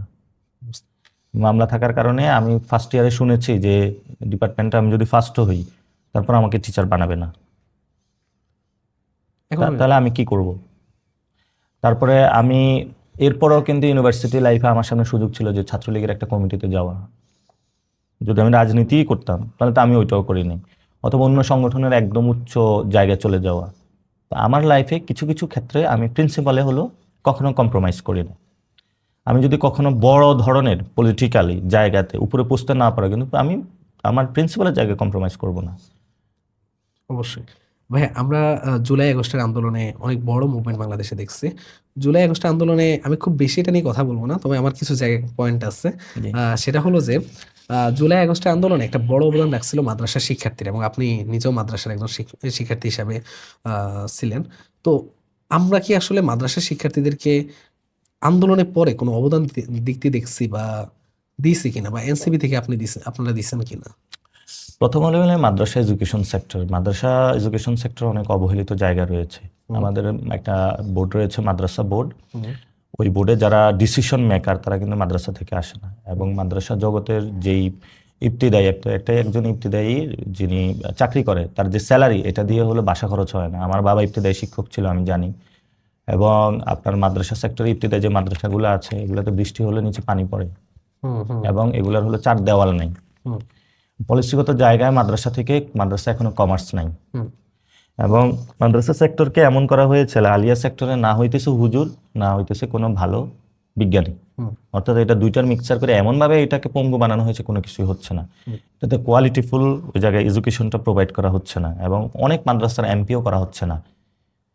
তারপরে আমি আসি কমি মাদ্রাসা। কমি সেক্টর তো পুরা বাংলাদেশের যেই মেইন স্ট্রিম, যে আমাদের যত শাসনতন্ত্র, সেখান থেকে খারিজ করে রাখা হয়েছে, এবং সেখানে তাদেরকে ঠেলে দেওয়া হলো এমন একটা জায়গায় যে বাংলাদেশ স্টেটের কোনো অংশে তোমাদেরকে নেওয়া হবে না, অথচ সে ট্যাক্স দিচ্ছে, তার সিটিজেন হোল্ডিং আছে, সব কিছুই আছে। ফলত এগুলো তো সরকার অ্যাকোমোডেট করতে হবে এবং একটা জায়গায় নিয়ে আসতে হবে। এবং আন্দোলনে আলেমরা অনেক বেশি অংশগ্রহণ করেছিল। আন্দোলনের পরে তাদের যে জায়গাটায় কোনো অ্যাক্টিভিটিজে কোনো অংশগ্রহণ করানো হয় না। নট অনলি দ্যাট, বাংলাদেশের কোনো জায়গায় তাদেরকে ধরেন একটা জোট করা হলো মাদ্রাসা ছাত্রদের, বললো যে হুজুরদেরকে 2-1টা সিট দেওয়া হলো, তার পরবর্তীতে ইলেকশনের পরে তারা আর খোঁজ নাই। তো এই জন্য আমি আলেমদের প্রতি একটু ক্ষুব্ধ। আপনারা কেন একটা মানুষের সাথে জোট করতে যাবেন? আপনারা তো মসজিদের ইমাম, অর্থাৎ আমরা মুসল্লি, আপনার তো নেতৃত্ব দেওয়ার কথা, অবশ্যই আপনি নেতৃত্ব দিবেন। আমি মনে করি যে আলেমদের নিজেদের দল গঠন করা উচিত এবং বাংলাদেশের মেইন স্ট্রিমে তাদের নেতৃত্ব দেওয়া উচিত, তারা সেই জায়গাটায় আসা উচিত। এই জন্য কারো জোট 2-1টা সিট টিট এগুলোর জন্য যাওয়া উচিত না। আমরা মুসল্লি, আমরা আপনাদের পিছনে যাব, আপনারা ইমাম, ইমামরা নেতৃত্ব দিবে, ঠিক না? এটাই তো হওয়ার কথা ছিল না। মসজিদে আপনারা ইমাম হবেন, বাহিরে আসলে মুসল্লি হয়ে যাবেন, এটা তো হয় না। ইমাম সব জায়গায় ইমাম থাকবেন। জুলাই আগস্টে তো এনসিপি তো জুলাই আগস্ট থেকে তৈরি হওয়া একটা দল, তাহলে জুলাই আগস্টে যদি আপনার হলো যে মাদ্রাসা শিক্ষার্থীদের অবদান আপনি নিজেও স্বীকার করতেছেন, তাহলে আপনারা কেন তাদেরকে সামনে আনলেন না এনসিপি থেকে? এনসিপি থেকে আমি কাউকে দেখিও নাই আপনাদের এনসিপিতে অনেক আলেম এসেছিল। আচ্ছা, এবং যেমন আমার হাতে একটা কমিটি এখন আছে, যে আমাদের একটা ন্যাশনাল ওলামা অ্যালায়েন্স আমরা করতেছি, যেখানে আলেমরা, তো আমি ওনাদেরকে বলছি ওলামা দলের মতন হওয়ার প্রয়োজন নাই, আপনারা শুধু ইসলামের খেদমত করবেন এবং ব্যবসা বাণিজ্য সবকিছুতে এঙ্গেজমেন্ট আপনাদের আসবে সেই জায়গাটাতে। এনসিপির সাথে কোনো আলেমদের ইয়ে না, এবং আমরা আলাদা কোনো উইং খুলতে চাই না। এনসিপির ভিতরে অনেক আলেম আছে, এনসিপির যে মেইন কমিটি। সম্মুখ সারিতে আমরা কখনো দেখি নাই এমন কাউকে। সম্মুখ সারিতে অনেকেই এখানে মাদ্রাসার স্টুডেন্ট আছে, আমি তো মাদ্রাসা পড়াশোনা এবং আমি কামিল পাস। এবং যদি আপনি আলিম বলেন, আলিমদের অনেক আবারই হলো একটু সমস্যা, মানে কোন জায়গায় প্রবলেমটা এটা আমি বলি। আলিমরা যখন মেইন স্ট্রিমের যে ডিরেক্ট কোনো সেকুলার দলে আসে, এনসিপি তো কোনো ইসলামিক পার্টি না, আমি বলতেছি সেকুলারিস্ট না, সেকুলার, অর্থাৎ সবাইকে নিয়ে সে চলতেছে। তো ফলত একজন আলেমের সম্মুখ সারিতে আসে, ওনার অ্যাক্টিভিটিস দিয়ে উনি সামনে আসতে হবে। We are welcoming them. একজন আলেম can be the convener or president of NCP, we have no problem. Okay ভাইয়া, আমি শুধু মাদ্রাসা শিক্ষার্থীর কথাই বলবো না, এখানে প্রাইভেটের শিক্ষার্থীর ক্ষেত্রেও সেম ঘটনা ঘটছে এবং তারা আপনাদের বিরুদ্ধে আন্দোলনও নামছিল। তো আসলে এইটা কি আপনারাই বিভাজনটা তৈরি করছেন এবং আপনাদের এনসিপির কথা কেন আসতেছে? কারণ জুলাই আগস্টের আন্দোলন থেকে আপনাদের তৈরি হওয়া, তো ওই সময়ের মধ্যে আপনারা যে কাজটা করছেন শুধুমাত্র ঢাকা ইউনিভার্সিটির আপনাদের স্টুডেন্টগুলোকে প্রায়োরিটি দিয়ে আপনারা সবকিছু সাজিয়েছেন, কেন আসলে এই আপনাদের ক্ষেত্রে? আচ্ছা ধরেন আপনি এটা এনসিপি বাদ দেন, অন্য কোন জায়গায় প্রাইভেটের স্টুডেন্টকে সর্বোচ্চ জায়গায় দেওয়া হয়েছে এবং একটি দল দেখান? কিন্তু সেটা তো আপনাদের ক্ষেত্রে তো নাই, ঠিক আছে। তাহলে আমাদের এরকম কোনো নিয়ম আছে যে প্রাইভেট থেকে এসে কেউ আমাদের প্রেসিডেন্ট হইতে পারবে না? না, এরকম তো কোনো নিয়ম না। তাহলে যে জায়গাটা পলিটিক্স, অর্থাৎ প্রাইভেটের প্রবলেমটা হয় কি, আপনি আন্দোলনে অংশগ্রহণ করেছিলেন, তারপরে পলিটিক্যাল অ্যাক্টিভিটিসটা হলে আপনার জারি রাখতে হয়। এবং প্রাইভেটের সাথে দেখা গেছে কি, আপনার যে জায়গায় মানুষ একসাথে চলাফেরা করে, নিজেদের মধ্যে ট্রাস্ট বিল্ড আপ, অনেক কিছু তৈরি হয়, একটা সোসাইটি আকারে তৈরি হয়। এই জায়গাটা হলো আমরা যখন ঢাকা ইউনিভার্সিটি আড্ডা পাঠচক্র সবকিছু করতেছিলাম প্রাইভেটের সাথে, তখন এই লিঙ্কিংটা অনেক কম হয়েছে। এখন যখন সময় এসেছে, ওইখানে আন্ডারস্ট্যান্ডিং করতেছি, আমরা যাচ্ছি, তাদের সাথে কথা বলতেছি, তাদেরকে লিডারশিপে নিয়ে আসার চেষ্টা করতেছি এবং ওনাদের লিডও আমরা কাজ করতে ইচ্ছুক। তা আমরা এখন পাবলিক আর প্রাইভেট না, ফুল জিনিসটা একটা বাংলাদেশ, এবং ওই জায়গা থেকে যারাই প্রাইভেট থেকে পলিটিক্যালি ওই জায়গায় উঠতে পারবে এবং উই আর রেডি টু, মানে তাদের যা যা প্রয়োজন সেটা আমরা করতে ইচ্ছুক। ওকে, মেনে নিলাম ভাইয়া। No problem. আমি বলি যে প্রাইভেটের পোলাপাইন, কিন্তু আমি তো মানে কমার্সের স্টুডেন্ট। আপনি দেখেন যে প্রাইভেট সেক্টর যেটা মানে জব লাইফ ও প্রাইভেট সেক্টরে, এটা কিন্তু প্রাইভেটের স্টুডেন্টরা বড় অংশে লিড করে থাকে। অবশ্যই অবশ্যই। তো পলিটিক্যাল জায়গাটায় আমি মনে করি শুধু এনসিপি না, প্রত্যেকটা দলেরই এই জায়গাটার স্কোপটা বড় করা উচিত। শুধু এই যে পাবলিকের গণ্ডির মধ্যে পড়ে থাকা ভাই বেড়াদার এগুলোতে না যাওয়া উচিত, সে জায়গাটায় স্পেসটা অনেক বড় করা উচিত। এটা হলো আমি প্রিন্সিপালি মনে করি। এবং আমার যখন সুযোগ ছিল, আমি যখন নাগরিক কমিটিতে ছিলাম, আমি এই জিনিসটা অ্যাকোমোডেট করার ট্রাই করছি। এবং অনেকগুলো আবার এই কালচারালি জায়গায়, ধরেন পাবলিকে যেভাবে আপনি সারাদিন আড্ডা ঘুরে বেড়াইতে পারেন, প্রাইভেটে আবার ওই স্পেসটা কম। কারণ যিনি মালিক তার একটা রুলস রেগুলেশন থাকে, টিচারদের, অর্থাৎ ক্লাস শেষ হওয়ার পরে কিন্তু ওই ভিতরে এই জায়গাটা স্পেসটা থাকে না। এখন কিন্তু এটা হচ্ছে, ধরেন ইস্ট ওয়েস্টের পিছনের যে টং দোকানগুলা বা হলো পলিটিক্যাল আড্ডা হয়, তারপরে হলো ব্র্যাকের সামনে হলো এখন ব্যাপক আড্ডা হয়, তারপরে আইবির ওদিকে ওই হলো টং দোকানগুলো হয়তো অনেক আড্ডা হয়, পলিটিক্যালি তারা আসতেছে। এবং প্রাইভেটের যে অর্গানাইজেশনগুলো আছে এগুলো খুব ভালো করতেছে, এবং জুলাই অভ্যুত্থানের সময় এই অর্গানাইজেশনগুলো ব্যাপক রোল প্লে করেছে। এবং এই যে একটা সুপ্ত জিনিস বাংলাদেশে পড়েছিল, কেউ কখনো আনটাস্ট এরিয়া, কেউ কখনো চিন্তা করে নাই বা কোনো কিছু নাই, এটা একদম নিজেদেরকে সে উদ্ভাসিত জায়গা নিয়ে গিয়েছে, এবং আন্দোলনটা পুরো স্থমিতই হয়ে গিয়েছিল, প্রাইভেটের পোলাপাইন এসে পুরো লিড নিয়েছিল আর কি। সেই জায়গা থেকে আমি মনে করি যে তাদেরকে সর্বোচ্চ জায়গায় হলো তাদেরকে নিয়ে আসা হচ্ছে। এবং প্রাইভেটের এখনো যারা আছেন এখন কিন্তু আবার চলে গিয়েছেন, তো তাদের চলে না গিয়ে তারা কিন্তু ভিন্ন ফরম্যাটে পলিটিক্সটা করেন, অর্থাৎ তারা কিন্তু এই করাপ্টেড পলিটিক্সে রাজি না। অর্থাৎ আপনার সেখানে হলো ডেমোক্রেসি থাকতে হবে পার্টিতে। প্রাইভেটের একটা স্টুডেন্ট আইসা যদি দেখে যে না এখানে ডেমোক্রেসি নাই, ফাইন্যান্সিয়াল হলো ট্রান্সপারেন্সি নাই, সে কিন্তু এটা করবে না, অবশ্যই ঠিক না? ফলত সে একটা সুন্দর পলিটিক্যাল অ্যারেঞ্জমেন্ট চায় আর তো সেটা ইনশাল্লাহ আমরা চেষ্টা করতেছি। এবং এটা যদি নিশ্চিত না করা যায়, নট অনলি এনসিপি, বাংলাদেশের পলিটিক্যাল এরিনাতে, তাহলে প্রাইভেটের যারা আছে তারা তো যায় পচা কোনো জিনিসে পড়বে না। মানে ও তো চাঁদাবাজি, দুর্নীতি, সন্ত্রাসী এগুলো করতে না, ও বাপের টাকা দিয়ে পড়াশোনা করছে, আবার ভালো একটা কোম্পানিতে জব করে, ওর কি ঠেকা পড়ছে এখানে আইসা যে একটা মানুষের হলো গলায় ছুরি বসানো, এটা পারবে না, ওরা তো ওই এডুকেশনটা দেওয়া হয় না। তো আমাদের যখন পলিটিক্যাল যে এনভায়রনমেন্টটা চেঞ্জ করতে পারবো তখন তারা এটাতে ইন্টারেস্টেড হবে এবং সামগ্রিক আকারে তারা বড় রোল প্লে করতে হবে। আমি মনে করি ওইটা হলো দ্রুত ক্রিয়েট করা উচিত। ওকে ভাই, আপনার ইস্তেহারের একেবারে প্রথম দাবিটাই ছিল যে হাদি ভাইয়ের হত্যার বিচার করা।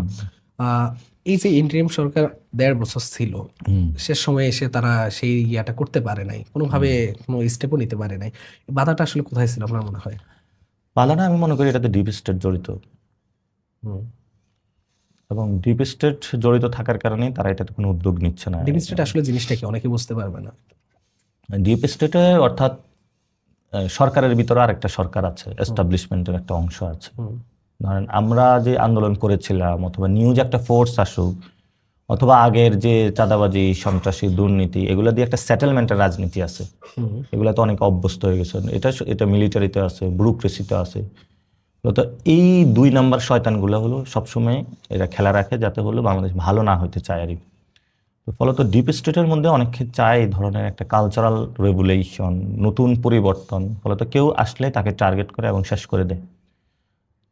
এটা অনেক শক্তিশালী, এটার সাথে কোনো পলিটিক্যাল পার্টি পেরে ওঠে না, জনগণও তাদের সাথে পেরে ওঠে না, কারণ তার কাছে ইমেন্স পাওয়ার আছে, তার কাছে ব্যুরোক্রেসি আছে, মিলিটারি আছে, জার্নালিজম আছে, অনেক ধরনের সব কিছু মিলে সে একটা করাপ্টেড সিস্টেম সাজায় রাখে, গ্যাংস্টারের মতন একটা। এটা স্টেটের মধ্যেও আরেকটি স্টেট তারা মেক করে রাখে আর যেটা হলো দূর থেকে ইভিলসের মতন তারা হলো সরকারকে হলো চেপে ধরে বসে থাকে।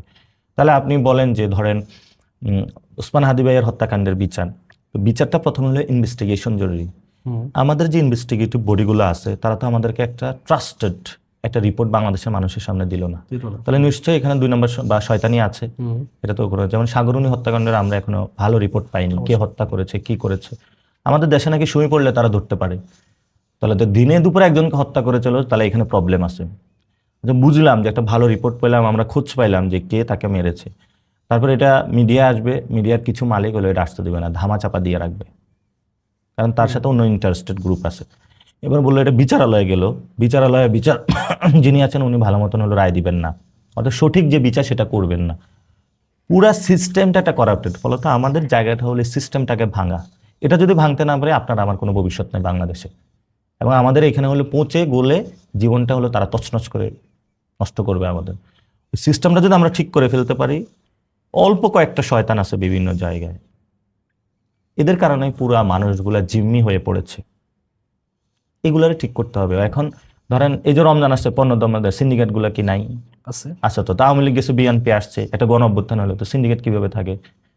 তো ডিপ স্টেটের সিন্ডিকেট খেলা তো আছে, অর্থাৎ সেই মানুষগুলা কিন্তু রয়ে যায়, সরকার আসে যায় কিন্তু সিন্ডিকেট রয়ে যায়। ফলে সিন্ডিকেটকে যদি আমরা উড়াইয়া দিতে পারি একবার, তাহলে দেখবেন অনেক পরিবর্তনের সূচনা শুরু হবে ইনশাআল্লাহ। এটা মানে করার প্রসিডিউরটা কেমন হতে পারে? করার প্রসিডিউর হলে সাহস প্রয়োজন। ধরেন এখন বিএনপি তো ইলেকশনের আগে একটা সেই ইলেকশনে যে অনেক টাকা খরচ করেছে, খরচটা হলো নিশ্চয় কোনো ব্যবসায়ী পার্টি যোগান দিয়েছে, কোনো ব্যবসায়িক বড় গ্রুপ। তো ওই গ্রুপ তো ধরেন বিদেশ থেকে তেল এনে থাকে, সে তেল হলো 10 টাকা এনে আবার হলো এটা 20 টাকায় বিক্রি করে জমিয়ে রেখে। তো ফলত সে একটা সিন্ডিকেট বানিয়ে নেয়, তেলের সিন্ডিকেট। সরকার এটাতে কোনো কিছু করতে পারে না। তো বিএনপি ধরেন অথবা যে কোনো পার্টি হলো, মানে সেটা পলিটিক্যাল পার্টি, তার থেকে টাকা নিয়েছে। তো সরকারে যখন এসেছে সে তো আর সিন্ডিকেট এটা ভাঙতে পারে না। তো এই সিন্ডিকেটের বাইরে গিয়ে আগে হলো রাজনৈতিক যে নির্বাচন এটা ঠিক করতে হবে। জনগণের ইলেকশন কমিশন ভোটের আয়োজন করবে, যে যে ক্যান্ডিডেট দাঁড়াবে সে 2 নম্বরে টাকা খরচ করবে না, সে ভালো ক্যান্ডিডেট হবে। জনগণের ক্যান্ডিডেট হলে তখন তো সে সিন্ডিকেটের কাছে ধরা থাকবে না, তখন অটোমেটিকলি সিন্ডিকেটটা ভেঙে যাবে। এটা নট অনলি সিন্ডিকেট, এভাবে হলো দুর্নীতি, সন্ত্রাস, চাঁদাবাজি। এই নির্বাচনের আগে এটার কোথার মতন ভূতের মতন এরা এই যে আয়সা উপস্থিত হয় যে ভাই আমি অমুক কোম্পানি আপনার এখানে ইনভেস্ট করতে চাই, অমুক সন্ত্রাসী গ্রুপ আমি আপনাকে হেল্প করতে চাই। এই ধরনের এটা করে ওই লোকটা যিনি এমপি ওনাকে কাবু করে ফেলে। এমপি যখন পরে নির্বাচিত হয় এই ধরনের সবগুলো ইমেন্স পাওয়ারের মধ্য দিয়ে, তারপরে হলো ওই পিছন থেকে এমপিকে হলো ওরা ছড়ি ঘুরায়, এই তোমাকে যে টাকা দিছি আমার কিন্তু ব্যবসায়ীর পলিসি পাস করায় দিতে হবে, এগুলোর বিরুদ্ধে বলা যাবে না। এরপরে বলবে যে কোথাও একটা খুন হলে এমপি সাহেব খুনটা কিন্তু আমি করেছি, আমি কিন্তু আপনাকে হেল্প করেছি, এটা যাতে হলো কোনো কিছু ধামাচাপা দেওয়া শুরু করেন। এমপি সাহেবের হলো সারাদিন হলো কোট্টা খুলে যায় ওর খুনের ধামাচাপা দিতে। আগে এগুলো হয়েছে না, অবশ্যই। বড় বড় গ্যাংস্টার যারা খুন, এগুলো তো হয়। আর একটা জিনিস হলো আমাদের এখানে করাপ্টেড সিস্টেম, মানে যেটা নিয়ে এটা পলিটিক্যাল ফাইন্যান্সিং, যেটা এটা আমাদের ঠিক করতে হবে, না আমরা পলিটিক্স বা বাংলাদেশের ভবিষ্যৎ নাই। কারণ রাজনৈতিক দলগুলো চলে কিভাবে, কোনো ব্যবসায়িক গ্রুপে চাঁদা নিয়ে, অথবা কোথাও একটা মাছের দোকান বসাইছেন সকালবেলা, এটা থেকে টাকা উঠে, তো পুরো বাংলাদেশ থেকে এটা চাঁদাবাজির মাধ্যমে টাকা উঠে। তো এটা হলো মাল্টি লেভেল মার্কেটিং এর মতন। অর্থাৎ একটা ওয়ার্ড কমিটি করে, ওয়ার্ড কমিটি চাঁদাবাজি করে, এটা হলো মহানগরকে দেয়, মহানগর হলে একদম হলো যে কোনো পার্টি অফিসের হেড পর্যন্ত যায়। তো এই যে চক্রটা, এই চক্রটা কিন্তু মানুষকে নির্যাতনের মধ্যে টাকাটা তুলে থাকে, এটা দিয়ে তার দল পরিচালনা করে থাকে। তো এটা আপনি ভাঙবেন কিভাবে? এটা প্রথমত হলো এই সিস্টেমটা হলো ভেঙে দিতে হবে। সেই সিস্টেমটা ভাঙতে হলো এমন মানুষকে নির্বাচিত করতে হবে যে এই সিস্টেমটা করবে না। দলগুলোকে আমাকে কোশ্চেন করতে হবে, আপনার পলিটিক্যাল ফাইন্যান্সিং উৎস কি, টাকা কোথা থেকে আসেন। এবং আপনার অনেকেই মনে করে যে আমাদের সামনে যারা উপস্থিত হয় যে প্রধানমন্ত্রী হিসাবে, এই প্রধানমন্ত্রীর অর্থের যোগান কি, প্রধানমন্ত্রী কিভাবে হয়েছেন, পিআর ক্যাম্পেইনে টাকা কোথা থেকে উৎস হয়েছে, ওটা কি ভূতে যোগায়? এই যে ওয়ার্ড লেভেল থেকে ছোট ছোট করে চাঁদাবাজি, এটা বড় বড় মহারথের কাছে যাইতে থাকে, সেখান থেকে যায়। ফলত উনি তো হুজুর থেকে জায়গা উপরে, নিচে সবগুলা মানুষ হলো ধরা খায়, চাঁদাবাজি হিসাবে স্বীকৃতি পড়ায়, কিন্তু উনি আল্লামা হুজুর হয়ে বসে থাকে। I am the prime minister, I am the good person, সবাই খারাপ আমি ভালো। এই সিস্টেমগুলো যদি আমরা না ভাঙতে পারি বাংলাদেশের কোনো পরিবর্তন হবে না। যেই কেন মানুষ রাজনীতিতে ইন্টারেস্টেড হচ্ছে না? মানুষকে খেয়ে দিয়ে মানে মানুষের কি আর মানে যে আকাম কুকামের সাথে জড়িত হবে দরকার আছে? আপনি পারবেন যে একটা মানুষকে একটা দোকানদারে যায় বলতেন এই আজকে যা ইনকাম করছে 200 টাকা দিয়ে দাও, নাহলে খবর আছে মেরা ফেলবো? আপনি পারবেন না, আপনি তো ক্রিমিনাল না, সন্ত্রাসী না। যে মানুষটা সন্ত্রাসী না সে মানুষটা কেন রাজনীতিতে এসে সন্ত্রাস হয়ে যাবে? অনেক মানুষকে তো এইভাবে নষ্ট করে দেওয়া হয়েছে। মির্জা আব্বাস ওকে জন্মগ্রহণ করে চাঁদাবাজ সন্ত্রাসী ছিল, ওকে তো নষ্ট করে দেওয়া হয়েছে। এই যে রবিউল ইসলাম খুনের মামলার আসামি, ও তো মা বাবার ভদ্র সন্তান ছিল, ওরা কে নষ্ট করে দিয়েছে? এই মহারথীদের হলো ধরতে হবে, জিজ্ঞেস করতে হবে, তুমি সিস্টেম বাদ দাও, না হলে আমরা তোমাকে আর ভোট দিব না। অবশ্যই ভাইয়া, খুব ডিপ আলোচনা আমরা চলে গেছিলাম, একটু আমরা পার্সোনাল লাইফে আসি। আপনার রাজনীতি আর পার্সোনাল লাইফ কিভাবে আসলে ব্যালেন্স করেন আপনি? রাজনীতিকদের পার্সোনাল লাইফ কম থাকে, রাজনীতিটা পাবলিক লাইফ। আমি চলাফেরা থেকে শুরু করে সবকিছুই পাবলিকের সামনে বেশি এক্সপোজড হয়। পার্সোনাল লাইফে ফ্যামিলিকেও টাইম দিতে হয়, এবং ফ্যামিলি লাইফে এটা বুঝে ওরা কথা বললে মনে করে এটা মানে পলিটিক্যাল কথাবার্তা, ঠিক আছে? তো ইমোশনের জায়গাটা হয়তো মাঝে মধ্যে অনেক বেশি প্রকাশ পায়, কিন্তু বেশি প্রকাশ মানে পায় না, বিকজ দ্যাট রাজনীতি যারা করে প্রত্যেকটা জায়গায় তাদের একটা অশান্তিতে থাকতে হয়, প্রতিনিয়ত থিঙ্কিং করতে হয় সামনে কি হবে, কোন দিকে যাচ্ছে, সেকেন্ডে অনেক কিছু বইটা যায়, পরিবর্তন হয়ে যায়। তো এই জন্য দেখা যাচ্ছিল পার্সোনাল লাইফ বলে বেশি রাজনীতিবিদদের থাকে না, ওদের পাবলিক লাইফ। যখন কেউ রাজনীতি করে তার পাবলিক লাইফে হওয়া উচিত। পার্সোনাল লাইফ হলো চোর বাটপার গুন্ডাদের থাকে আরই। এমন একটা বাসার মধ্যে জমিদারি একটা বাসা বানায়, ওটার মধ্যে লুকিয়ে থাকে, ওইটা থেকে হলো দুনিয়ার আকাম কুকাম করে হুট করে ভোটের সময় আবিষ্কৃত হয়। আপনি দেখবেন অধিকাংশ এমপিদের হলো এই আগামী 5 বছর খুঁজে টুজে পাওয়া যাবে না। ওরা যে কই থাকে, কি করে, কোন বাসায় থাকে, চিকিৎসা করাইতে যায় কোন দেশে, কোথাও ওদেরকে দেখা যায় না। আবার ওই ভোটের আগে দেখবেন সব মসজিদে ওদেরকে পাওয়া যায়। তো এটা হলো এই যে পার্সোনাল লাইফ, সেই সময় হলো এই জন্য হলো পলিটিক্যাল যে পার্সন আছে ওদেরকে সবসময় জনগণের সম্মুখে থাকা উচিত। ভাইয়া, প্রতিটি পুরুষের আসলে সফলতার পেছনে একজন নারীর অবদান থাকে। আপনার ক্ষেত্রে কি সেম?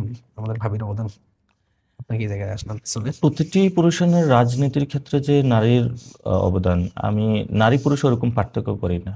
এটা প্রত্যেকটা মানুষের হলো ফ্রেন্ড সার্কেলের অবদান থাকে, টিচারের অবদান থাকে, মা বাবার অবদান থাকে, ওয়াইফের অবদান থাকে। তো আমরা এটা ছোট করে ফেলি যে একদম একজনের মধ্যে আবদ্ধ করে ফেলি। অবশ্যই থাকে, তার স্ট্রাগলটা অনেক বেশি থাকে। অবশ্যই। তো তখন আমি বিয়ে করি না, তখন আব্বু আমার বেশি অবদান ছিল। বিয়ে করার যেহেতু আমার লাইফ পার্টনারের সাথে বেশি সময় স্পেন্ড করা হয়, তার অবদানটা একটু বেশি। অবশ্যই। প্রত্যেকেরই ফ্রেন্ড সার্কেলের অবদানও থাকে, কলিগের অবদান থাকে, সবারই অবদান থাকে। এই যে স্টুডেন্ট লাইফ থেকে আপনি অনেক সংগ্রাম করে বড় হয়েছেন বলতে গেলে, বা এই পর্যন্ত আসছেন, ফ্যামিলি আসলে সাপোর্টিভ ছিল নাকি আপনি নিজে শুধু একা লড়াই করে গেছেন? আপনি এই কে কাজে বাংলাদেশে কোন ফ্যামিলি আছে এই ধরনের মানে নোংরা রাজনীতি, স্ট্রাগল, যেখানে যে আমি যে কোনো সময় আমার জীবন চলে যেতে পারে, এই রিস্ক কোন ফ্যামিলি নিতে যাবে? এটা ব্যক্তিগত জায়গায় অনেক বেশি স্ট্রাগল করতে হয়। আমার আব্বু আবার এই রাজনীতি একটু বুঝে, যে এরকম ধরেন আমি যখনই ক্যাম্পেইন শুরু করেছিলাম, আমার বাসা থেকে বলতেছে তোর ইলেকশন করা লাগবে না, এরকম কোন সময় কি করে ফেলে, একটু তো প্রেশার থাকে। তবে এটা ক্রস করে যায়, একটা সময় ক্রস হয়ে যায় আর কি। অর্থাৎ আপনি যখন মানে রকেট চালাইবেন, একটা পর্যায়ে কিন্তু আপনি এফোর্ট দেওয়া লাগবে, এরপর আর দেওয়া লাগবে। এরপরে হলো শ্বাস করে এটা উঠতে থাকবে এবং এটা ইফোর্টলেস। আপনি তো মানে সায়েন্সের স্টুডেন্ট, এটা একটু বুঝেন না তাহলে এটা কেমনি? এটা থিওরিটা মানে আপনার যখন একটা স্তর ভেদ করে, এটার কি বলে, আকর্ষণের কি যেন একটা, মানে মানে আপনি যখন আকাশে রকেট নিক্ষেপ করা হয়, মানে একটা পর্যায়ে এটার অনেক কষ্ট হয় উঠতে, একটা পর্যায়ে কিন্তু এরপরে নিজে নিজেই নিজে নিজে এটা হয়। নিজে নিজে হয় না, মানে ফোর্স তো থাকা লাগে, ওইখানে একটা স্টেবল পর্যায়ে তারপরে এটা যেতে থাকে। আচ্ছা ভাই, যেহেতু আমাদের শোটা হলো কৃষি রিলেটেড, প্রথমত হলো বাংলাদেশ কৃষি প্রধান দেশ, এবং বাংলাদেশের কৃষি সেক্টরটাকে অনেক অবহেলিত ভাবে এখনো রাখা হয়েছে। বিশেষ করে কৃষকরা অনেক বেশি অবহেলিত। সবকিছুর মধ্যেই আসলে কৃষকরা অবহেলিত থাকে। এই জায়গাটাতে কোনোভাবে কি সরকার এমন কিছু পদক্ষেপ নিতে পারে যার কারণে কৃষকরা এই জায়গায় খুবই উপকৃত হতে পারে, যেহেতু আমাদের কৃষি শোতে আপনি আসছেন? আচ্ছা, আমি আপনাকে যদি জিজ্ঞেস করি এখন কৃষিমন্ত্রীকে বলতে পারবেন? বলতে পারবো, নামটা ভুলে গেছি। পারবেন না, এটা পারবেন না। কৃষির সাথে অনেকগুলো অনেক সাথে রিলেটেড থাকে। তো যেমন পানি মন্ত্রণালয়, মানে তারপরে প্রাণী সম্পদ মন্ত্রণালয়, তো এটার সাথে অনেকগুলা এগুলো ইকোসিস্টেম একসাথে হলো কাজ করে। তো ফলত আমাদের এমন মানুষদেরকে মিনিস্ট্রি দেওয়া হয় যারা আসলে মিনিস্ট্রির নাম জানে না, টপ যারা বাংলাদেশের এগ্রিকালচারিস্ট, এবং তাদেরকে কোথাও ব্যবহার করা হয় না, অর্থাৎ তাদের হলো রিসোর্স অথবা তাদের কোনো কিছু নেওয়া হয় না। এবং বাংলাদেশে আমাদের সবচেয়ে যে কৃষি ব্যবস্থা, এটা তো বাংলাদেশের সবচেয়ে একটা সম্পদের জায়গা ছিল। এটা হলো বাংলাদেশে কোনো বীজ নাই, ধানের বীজ। আমার দাদা যখন হলো ধান চাষ করতো, আমরা কিন্তু আমাদের ওই ধান থেকে ধানের বীজটা রাখতাম পরের বছরের জন্য। এখন যত বীজ পাবেন সব ইন্ডিয়ান বীজ, বাংলাদেশি কোনো বীজ নাই, এটা তো আপনি জানেন। ফলত আমাদের বীজ ব্যবস্থা ধ্বংস করে দেওয়া হয়েছে। অর্থাৎ আপনি যদি নেক্সট ইয়ারে ভারত আমাদের বীজ দেওয়া বন্ধ করে দেয়, আপনি কোনো ইয়ে নেই। তো একটা প্রবলেম। 2 নাম্বার হলো যারা কৃষি ভার্সিটিতে পড়াশোনা করে তাদেরকে কোথাও এইভাবে এস্টাবলিশমেন্টের জায়গা নেওয়া হয়, পলিসি ডিসিশনে তাদেরকে রাখা হয় না। যে জানে তাকে রাখা হয় না, যে জানে না তাকে রাখা হয়, তাহলে কিভাবে উন্নয়ন হবে? তারপরে হলো আমাদের টেকনোলজিক্যাল কিছু চেঞ্জ আসছে যেগুলো আমাদের অ্যাডপ্ট করা হচ্ছে না আর, এবং সেখানে ভয়াবহ দুর্নীতি করে। গ্রিন টেকনোলজিগুলো নিয়ে আসা, পলিসি জায়গাগুলো চেঞ্জিং করা। এবং আপনি অনেক জায়গায় দেখবেন, একজন ধরেন আমরা তো ধান উৎপাদন করি, এবং ধান উৎপাদন করতে গিয়ে এক মন যে ধানের, এটা হলো কস্ট মিলিয়ে সবগুলো অলমোস্ট কাছাকাছি পড়ে যায় সবকিছু। তাহলে একজন উৎসাহী হবে না নতুনভাবে হলো চাষ করার জন্য। মানে আমরা নিজেদের যে ধান চাষ করি সেটাই আমরা খাই, তারপর আমাদের পুষে যায়। কিন্তু যে কৃষকটা ধান বিক্রি করতে চায়, ওর তো এটা দিয়ে আর পোষে না। আপনি তরমুজ উৎপাদন করলেন, তরমুজ হলে ক্ষেতের মধ্যে নষ্ট হয়ে যাচ্ছে, এটা বিক্রি কোনো জায়গায় না। অর্থাৎ আপনি রংপুরে উৎপাদন করছেন, ধরেন রংপুরে সবচেয়ে কি উৎপাদন বেশি হয়? শাক সবজি অথবা আলু উৎপাদন হয়, আমি ধরে নিলাম। তো সেটা আপনার উৎপাদন খরচ সবকিছু মিলে যদি 20 টাকা হয়, আপনি ঢাকাতে এটা শিফট করে আইসা কারণ বাজারে পৌঁছায় এটা বিক্রি টিক্রি করতে অনেক টাকা প্রাইস বেড়ে যায়। এবং সেটার কোনো ওই ধরনের সিস্টেম নেই। আরেকটা জিনিস হলো আমাদের এগুলো ফ্র্যাকশনগুলো করা হয়েছে, অর্থাৎ একজন কৃষকের এখন বাংলাদেশে বড় কৃষক বলতে আসলে কিছু নাই, জমিগুলো খণ্ড বিখণ্ড হয়ে গিয়েছে। আগে একজন কৃষকের অনেক বড় জমিন থাকতো, সেখানে অর্থাৎ একসাথে করলে অনেকটা খরচ কমে যায়। তারপরে আমাদের এদিকে তো যে ট্র্যাক্টর যেগুলোতে এখনো চার্জ দেওয়া হয়, চাষের খরচ অনেক বেশি। এত হ্যাসেল নিয়ে কেন মানুষ হলো কৃষি ব্যবস্থা করতে যাবে? আমি চায়নাতে গিয়েছিলাম, ওইখানে কৃষি টেকনোলজি অনেক বেশি ডেভেলপ, এবং কৃষি যারা করে তাদেরকে অনেক সম্মান দেওয়া হয়, তাদেরকে সরকার থেকে দেওয়া হয়, তাদেরকে এডুকেটেড করা হয়, এবং ওইখানে এগ্রিকালচার যে ইউনিভার্সিটিগুলো সেগুলো পলিসি মেকিংয়ে তাদেরকে এঙ্গেজ করা হয়। তো আমাদের তো ওই জায়গাটা এখনো, আমাদের যদি এরকম প্রত্যেকটা সেক্টর বেসড এঙ্গেজমেন্ট করে নিয়ে যে আমরা খাদ্যে স্বয়ংসম্পূর্ণ হব, তাহলে গভর্নমেন্ট একটা উদ্যোগ নেবে। আচ্ছা, আপনি বারবার বলতেছিলেন যে কৃষিতে সামনের সারিতে কাউকে আনা হচ্ছে না। আপনার নিজের এনসিপি দল থেকেও কিন্তু আমরা কোনো ধরনের কৃষিবিদ কাউকে সামনে থেকে দেখি নাই, এবং আপনাদের সকল পেশাজীবী থাকলেও কৃষিবিদদেরকে আমরা দেখি নাই। এটা ভুল ধারণা আছে। আমি দুইটা জিনিস করেছি, একটা হলো কৃষকদের জন্য আমি কৃষি সংগঠন করেছি, আমি নিজে গঠন করেছি। আচ্ছা, এবং আমাদের অনেক শিক্ষিত তরুণ আছে যারা কৃষিতে এঙ্গেজমেন্ট আছে, আমরা তাদের সাথে কাজ করতেছি, আমাদের সংগঠন আছে। আচ্ছা, আর আরেকটা জিনিস হলো যারা হলো এখানে কৃষি বিশ্ববিদ্যালয়ে পড়াশোনা করে অথবা শিক্ষিত, তাদের জন্য আমরা কৃষিবিদ উইং গঠন করেছি, এবং দুইটাকে আমরা একই সাথে আবার কানেক্টিভিটি করে রেখেছি, যাতে হলো একজনের যে এডুকেটেড যে ইনফরমেশনটা যাতে হলো একজন কৃষকের কাছে পৌঁছতে পারে। দুইটা একসাথে আমরা কাজ করতে চাই, কিন্তু দুইটা ইন্ডিপেন্ডেন্টলি কাজ করে, দুইটা একসাথে। এখন দেখুন কৃষিবিদ যারা আছে তাদের সবচেয়ে একটা সংগঠন ওই যে কৃষিবিদ ইনস্টিটিউট, ওইখানে তো আড্ডা দেয় তারা।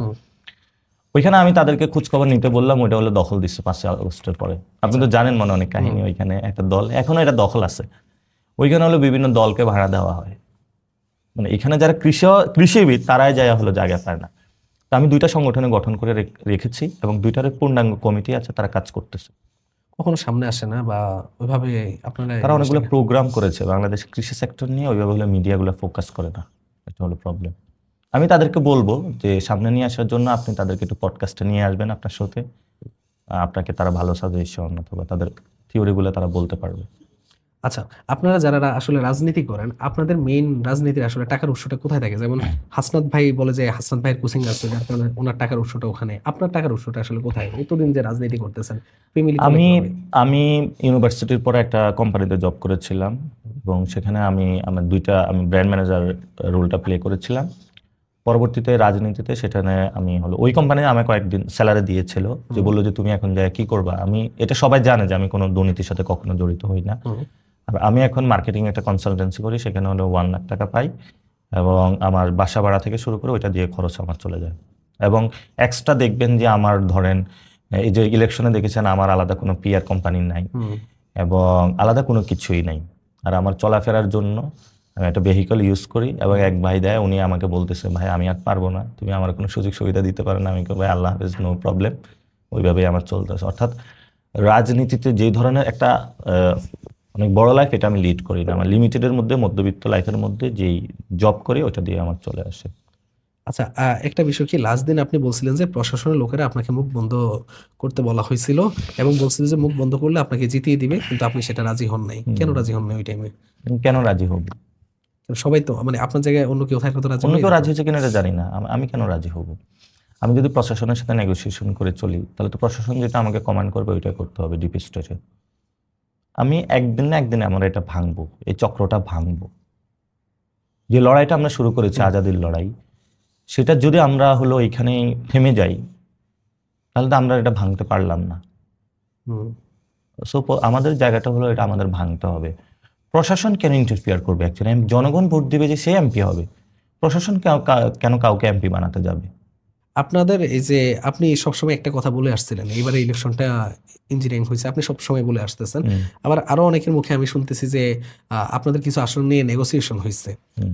আসলে কোনটা হয়েছে? যদি নেগোসিয়েশন হয়ে থাকে তাহলে আপনারা সেটা কেন মেনে নিচ্ছেন? এনসিপি থেকে মেনে নিচ্ছেন? ইলেকশন ইঞ্জিনিয়ারিংটা কি হয়? প্রথম হলো মিডিয়ার এখানে ব্যাপক রোল থাকে, কোথাও যদি চুরি বাটপারি হয় সেটা হলো প্রবলেম।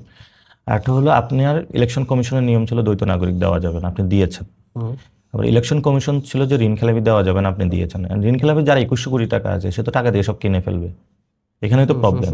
2 নম্বর বিষয় হলো ইলেকশন কমিশন বলছে যে পার ভোটার 10 টাকা করে খরচ করবেন, এর বেশি করতে পারবেন না। আপনি তাদেরকে অনুমোদন দিয়ে দিলেন খরচ করতে, আপনি এটা নিয়ে কোনো জায়গায় গেলেন না। বলছে পোস্টারগুলো উঠাতে হবে, আপনি পোস্টারগুলো রেখে দিলেন। আবার যেখানে কেন্দ্র কেন্দ্র দখল হয়েছে, ইলেকশন কমিশনের যারা প্রশাসন ছিল সেখানে হলে নিষ্ক্রিয় ভূমিকা পালন করেছে।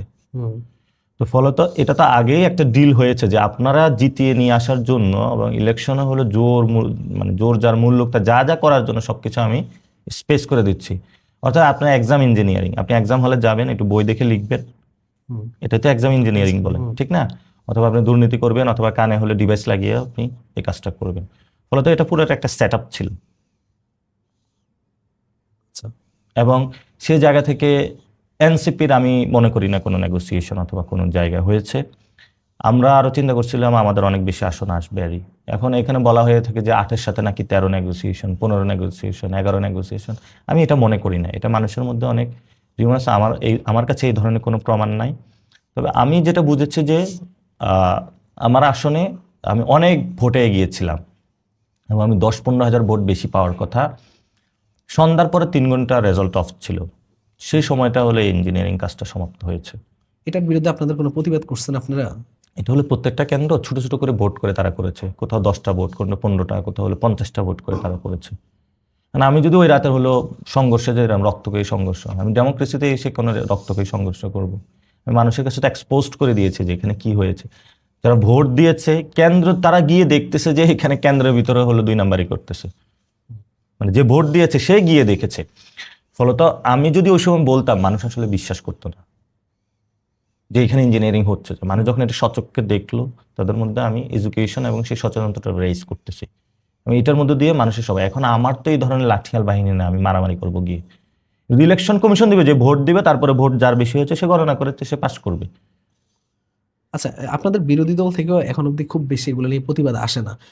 তো আপনি নিজে বিরোধী দলের একজন নেতা হিসাবে আপনি কি মনে করেন যে আপনি আপনার যেভাবে কাজ করতেছেন ওভাবে করতে পারবেন এখন বর্তমানে? আপনি এর আগেও একদিন বলছিলেন যে বিরোধী দল থেকে আপনাকে বাধা দিচ্ছে আপনাকে এই ধরনের কথাবার্তা বলার জন্য, কতটুকু করতে পারবেন? একটা জায়গা হলো মানে আমি যে সিস্টেমটাতে যাচ্ছি, অনেকে বলা হচ্ছে ব্যক্তির উপরে অ্যাটাক হয়ে যাচ্ছে। আমি ব্যক্তির নাম নিব না, আমার যেটা হলো আমি মনে করি যে সিস্টেমটা পরিবর্তন করা উচিত। সাথে সাথে আমি ব্যক্তির নামও বলতে চাই, কারণ ওই সিস্টেমের মধ্যে যে ব্যক্তিটা হলো মানে করাপ্টেড সিস্টেমের হয়ে দাঁড়ায়, ওই ব্যক্তিত্ব নাম চলে আসে। কারণ অনেকে বলে যে ব্যক্তি খুব রেগে যায়, এটা করে সেটা করে, সে তো আবার দেখেছে আমাকে হুমকি দিবে, দেখে নেওয়ার চিন্তা ভাবনা করবে। আমি আমার প্রতিবাদটা জারি রাখবো এবং একদিন না একদিন সবাই আসলে এই ফাইটটাতে নামতে হবে। হয়তো কেউ আজকে নামতেছে, কেউ কালকে নামবে এটাতেই। এবং এত বড় একটা ইলেকশন হলো, ইলেকশনে এই ধরনের করাপশন হলো, সবকিছু বাংলাদেশের মানুষের মানুষ ভোট দিল, ভোটগুলো রক্ষা করতে পারলো না। সেই জায়গাটা আপনি যখন একটা সিস্টেম, যখন সবগুলো পার্লামেন্টে সবাই গিয়েছে, হয়তো সেশন চালু হবে, সেখানে তাদের কথা বলতেই হবে। জনগণ দেখবে না যদি তারা কথা না বলে। তা আমার জায়গাটা আমি জারি রেখেছি, অন্যরা ভালো বলতে পারবে অন্যদের জায়গাটা। আশা করবো যে তারাও বলা শুরু করবে, যে প্রবলেমগুলো তারা দেখে। হ্যাঁ, তো ইউনিট সরকার আসলে দেশের জন্য কি কি করে গেছে আপনার চোখে একটু আমাকে সংক্ষেপে বলবেন, আর তার কার্যক্রমের রেটিং আপনি 10-এ কত দিবেন? ইউনিট সরকার ইউনূস সরকারের হলো বাংলাদেশটি স্টেবল ছিল না, এবং আওয়ামী লীগ ছাড়া সবগুলো রাজনৈতিক দল নিজেদের মধ্যে মারামারি শুরু করেছে। সংস্কার বিষয়ে তারা ঐক্যমতে পৌঁছতে পারলো না। যদি ঐক্যমতে পৌঁছতো তাহলে তো এটা গণভোটে যাওয়ার প্রয়োজন ছিল না, সেটার একটা সেটেল করে দিয়ে গিয়েছে। শেখ হাসিনা নিয়ে ভারত অনেক অসহিষ্ণু আচরণ করেছে, সেটা একটা পজিশনের জায়গা নিয়ে এসেছেন। তবে এটা তো আসলে ইউনূস না, ইউনূসের সরকারের রেটিং করলে আমি এটাতে 6-7-এর বেশি দিব না। আচ্ছা, কারণ এখানে তাদের অনেক ব্যর্থতার পরিচয় ছিল। উপদেষ্টা যারা হয়েছেন গণ অভ্যুত্থানের জায়গা থেকে স্পিরিট নিয়ে কাজ করেন নাই সকলে। এটা যদি আমরা পাইতাম, এবং উপদেষ্টারা অনেক দলের জন্য কাজ করেছে, বাংলাদেশের মানুষের জন্য কাজটা তারা বেশি করা উচিত ছিল। সেই জায়গাটা আমি মনে করি তারা বাংলাদেশের কাছে আজীবন এই জায়গাটায় তাদের দায়বোধের জায়গাটা, দায়িত্ববোধ এবং অ্যাকাউন্টেবিলিটির জায়গাটা তারা থেকে যাবে। ইনকিলাব মঞ্চে হাদি ভাই একটা লক্ষ্য নিয়ে মানে আগানোর চেষ্টা করছিল। তারপর হাদি ভাই যখন চলে গেল, তারপরে এখন জাবের ভাই, তারপরে হলো যে ঝুমারা সেই দায়িত্বটা নিতে যাচ্ছে, কতটুকু পারবে বলে আপনার কাছে মনে হয়? বাংলাদেশে হলো পলিটিক্যাল ইকোসিস্টেমে কেউ কালচার নিয়ে কাজ করে, কেউ ডিরেক্ট পলিটিক্স নিয়ে কাজ করে, কেউ অ্যাক্টিভিজম করে। আমি মনে করি যে দে আর ডুইং ওয়েল এবং তারা কাজ করতেছে, কিন্তু কনসেপচুয়ালাইজেশনের জায়গায় হাদি ভাই খুবই পায়োনিয়ার জায়গায় ছিল। তো তারা যদি এটা তারও ফোকাস করে এবং হাদির যে একটা স্পিরিট ছিল তাকে দিয়ে অনেকগুলা আরো অনেক মানুষ একসাথ হয়েছিল, সেই মানুষগুলো কিন্তু এখন নাই। যদি সবটা ফোর্স আকারে একসাথ হয় এটা অনেক দূর এগিয়ে যাবে। এবং সেই জায়গাটা আমি মনে করি তাদের অর্গানাইজেশনের জায়গাটা আর এক্সপান্ড করা উচিত। এবং আমরা ইনকিলাব মঞ্চ থেকে নিউ আর কোনো কনসেপ্ট শুনতেছি না, সেই কনসেপচুয়াল জায়গায় একটু কালচারাল কনসেপচুয়াল জায়গায় আর একটু কাজ করা উচিত, তাহলে তারা বেস্ট ডেলিভারি। অর্থাৎ এখন হাদি ভাই মারা গিয়েছে, তার হত্যাকাণ্ডের বিচার আমাদের একটা এজেন্ডা আছে। 2 নম্বর বিষয়টা হলো বিভিন্ন মানুষের সাথে কানেক্টিভিটি, বক্তবৃন্দের সাথে যোগাযোগ, এবং সেটা হলো সোশ্যাল মিডিয়াতে অ্যাক্টিভ রাখা। কিন্তু হাদি ভাইয়ের পরে আমরা নিউ কোনো বয়ান শুনতেছি না। ওই কনসেপ্ট জায়গা যে আমাদের হেজিমনির বিরুদ্ধে উনি যেভাবে দাঁড়িয়েছিলেন, ওই জায়গাটা মনে হচ্ছে আরো একটু বেশি আশা, মানুষ তাদের থেকে আরো বেশি আমরা আশা করি তাদের থেকে। ভাইয়া কিছু কমন প্রশ্ন করবো একেবারে। তরুণরা আসলে রাজনীতিতে আসা উচিত বলে কেন আপনি মনে করেন? তরুণরা রাজনীতিতে আসা উচিত নিজের জন্য। রাজনীতিতে তারা যদি না আসে তাহলে এই যে চোর বাটপার সন্ত্রাস চাঁদাবাজ, তাদেরকে হলো মাঠে ঘাটে চাঁদাবাজি করবে, তাদেরকে শিক্ষা ব্যবস্থা থেকে বঞ্চিত করবে, যখন ইচ্ছা তখন জেলে নিয়ে যাবে, করাপ্টেড একটা এডুকেশন দিবে, দুর্নীতি দিবে, চাকরি থাকবে না, পকেটে টাকা নাই, বিয়ে করতে পারবে না। রাজনীতিতে সেগুলো ঠিক করতে হবে। আচ্ছা, আপনাকে নিয়ে মানে আপনি যখন ঢাকাতে নির্বাচনের প্রচারণা শুরু করছিলেন তখন অনেক বেশি সমালোচনা হতো। তারপরে আস্তে আস্তে আস্তে আস্তে সেটাকে আপনি একেবারে মোড়টা ঘুরিয়ে দিচ্ছেন। সমালোচনাগুলো কিভাবে হ্যান্ডেল করা হতো? এবং আমরা দেখছিলাম আপনি বাইতুল মোকাররমের ঘটনাটাও আমরা সবাই দেখছিলাম। আসলে হ্যান্ডেলগুলো করার আইডিয়াটা কই থেকে আসতো? আমি তো একটা লক্ষ্যমাত্রা নিয়ে কাজ করেছিলাম। হুম, তো মানুষ প্রথমে আমার উপর হয়তো ট্রাস্ট করে নাই। হুম, একটা মানুষ যখন, এবং আমি খুবই হৃদয় থেকে কাজটা করেছিলাম। হুম। তো একটা পর্যায়ে যখন দেখলো যে যে ছেলেটা হৃদয় থেকে কাজ করতেছে এবং আমি একটার পর একটা গোল অনুযায়ী যাচ্ছিলাম, তখন মানুষ আস্তে আস্তে বিশ্বাস করতে শুরু করলো।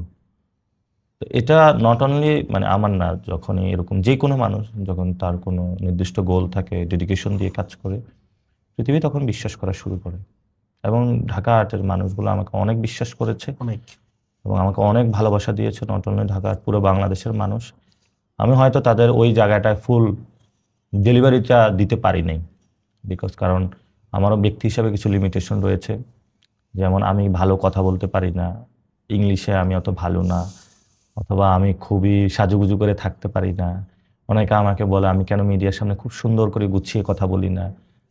আমি খুবই ন্যাচারাল থাকতে চাই, আমি যেমন তেমন। আমি গ্রাম থেকে এসেছি, ফলত আমি ঢাকায় বড় হই না যে আমি শুদ্ধ ভাষা বলবো। তারপরে আমি চেষ্টা করি কথা বলার জন্য, কিন্তু আমার কাছে মনে হয়েছে যে আমি মেসেজগুলো কমিউনিকেট দেওয়ার চেষ্টা করি, অর্থাৎ আমি ভাষার মধ্যে যতটুকু না বেশি সময় দিই, আমি রাজনৈতিক থিঙ্কিং ওইটাতে বেশি সময় দেওয়ার চেষ্টা করি। তারপর আলহামদুলিল্লাহ মানুষ অনেকে আমাকে অ্যাকসেপ্ট করে নিয়েছে।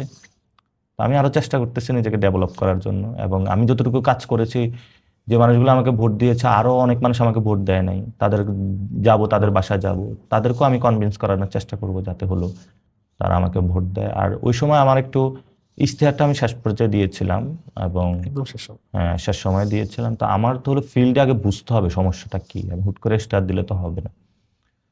এখনো আমি ওই সমস্যাগুলো সমাধানে কাজ করব বেশি। আপনাকে অনলাইনে আমরা যে রোল প্লেতে দেখতে পাই, বাস্তব লাইফেও কি আপনি কি একই রোল প্লে করেন নাকি ভিন্ন রোল প্লে করেন?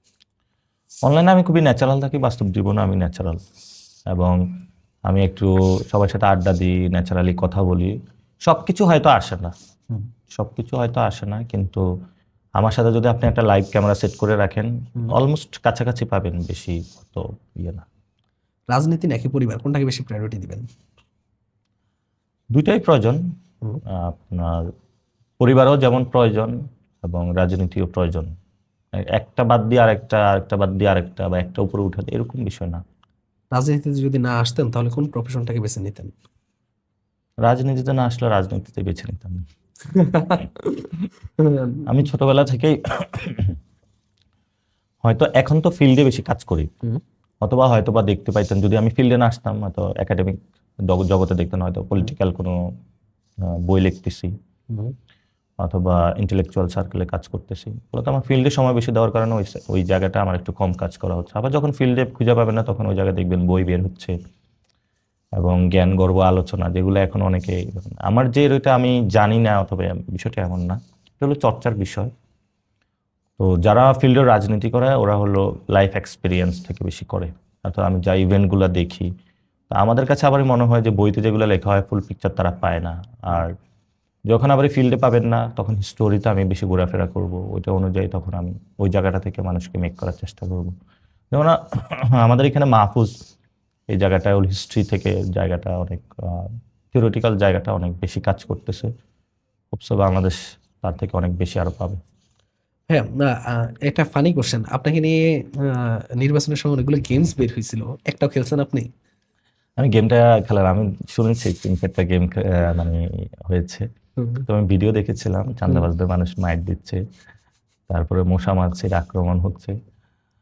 তো আলহামদুলিল্লাহ পোলাপাইন এই সময়ের যারা আছে আমাদের Gen Z young generation, they are very productive person এবং খুব ইন্টেলেকচুয়ালি শার্প। তারা তারা অনেক কিছু করেছে এই সময়। তো আমি মনে করবো যে তারা শুধু নট অনলি ঢাকা আটে সীমাবদ্ধ না, পুরো বাংলাদেশের এই চাঁদাবাজ দুর্নীতি সন্ত্রাসীদের, এই যে রবিউল ইসলাম, তাকে নিয়ে একটা গেম বানানো প্রয়োজন। এবং হলো আমি সবাইকে বলবো আপনারা পাড়ায় মহল্লায় চাঁদাবাজ সন্ত্রাস দুর্নীতির বিরুদ্ধে কমিটি গঠন করেন, আচ্ছা, নিজেরাই করবে এবং নিজেরাই সেখানে ভলেন্টারি কাজ করবে। যদি কোথাও ট্রাফিকের প্রবলেম থাকবে তারা সলভ করবে, কোথাও ডাকাতি হলে তারা সলভ করবে। এবং তরুণদের এখনই হলো 5 বছর হলো বাংলাদেশের প্রত্যেকটা সেন্টারে তাদের কমিটি গঠন করে ফেলা উচিত, যাতে হলো কেউ ভোট চুরি করতে না পারে।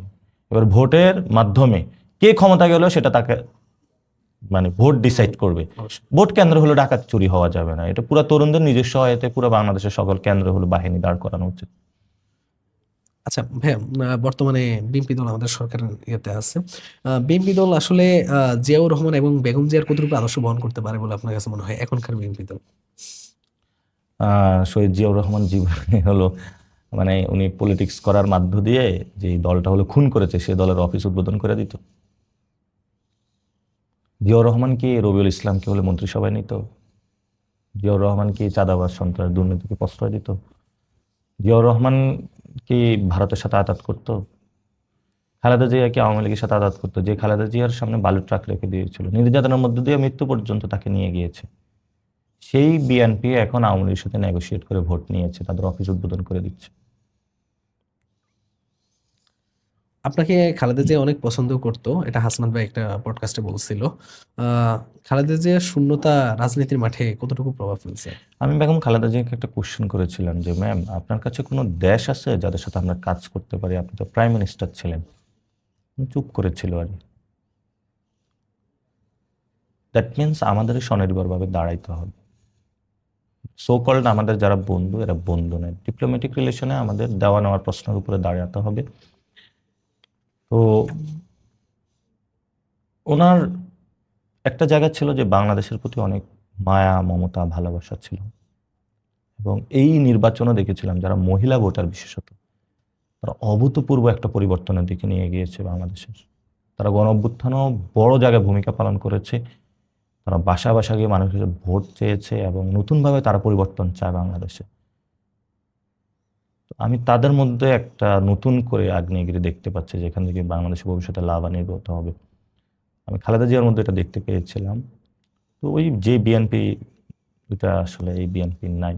আপনাদের এনসিপি দলের সম্মুখ সারির নেতা হাসনাত ভাই যখন নির্বাচনী প্রচারণায় গেল সবাই তাকে গ্রহণ করছিল। একটু অন্য টপিক নিয়ে কথা বলতেছে, কিন্তু সার্জিস ভাই সেম জায়গা থেকে ওই গ্রহণযোগ্যতাটা পায় নাই, কেন পায় নাই আসলে?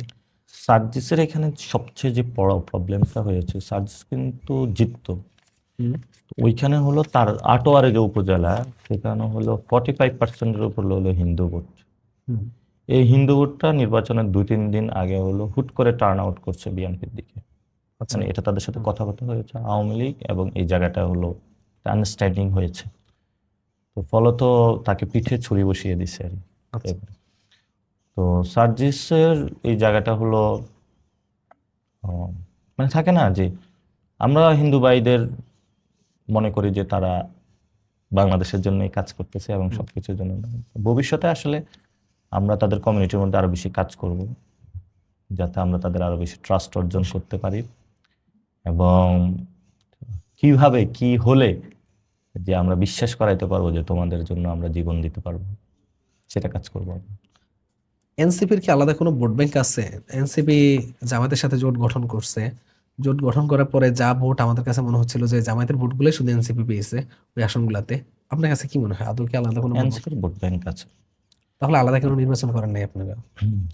আলাদা নির্বাচন, কারণ আমাদের একটা এক্সপিরিয়েন্সের অভাব আছে যে কিভাবে এজেন্ট দেয় আমরা অনেক কিছুই জানতাম না।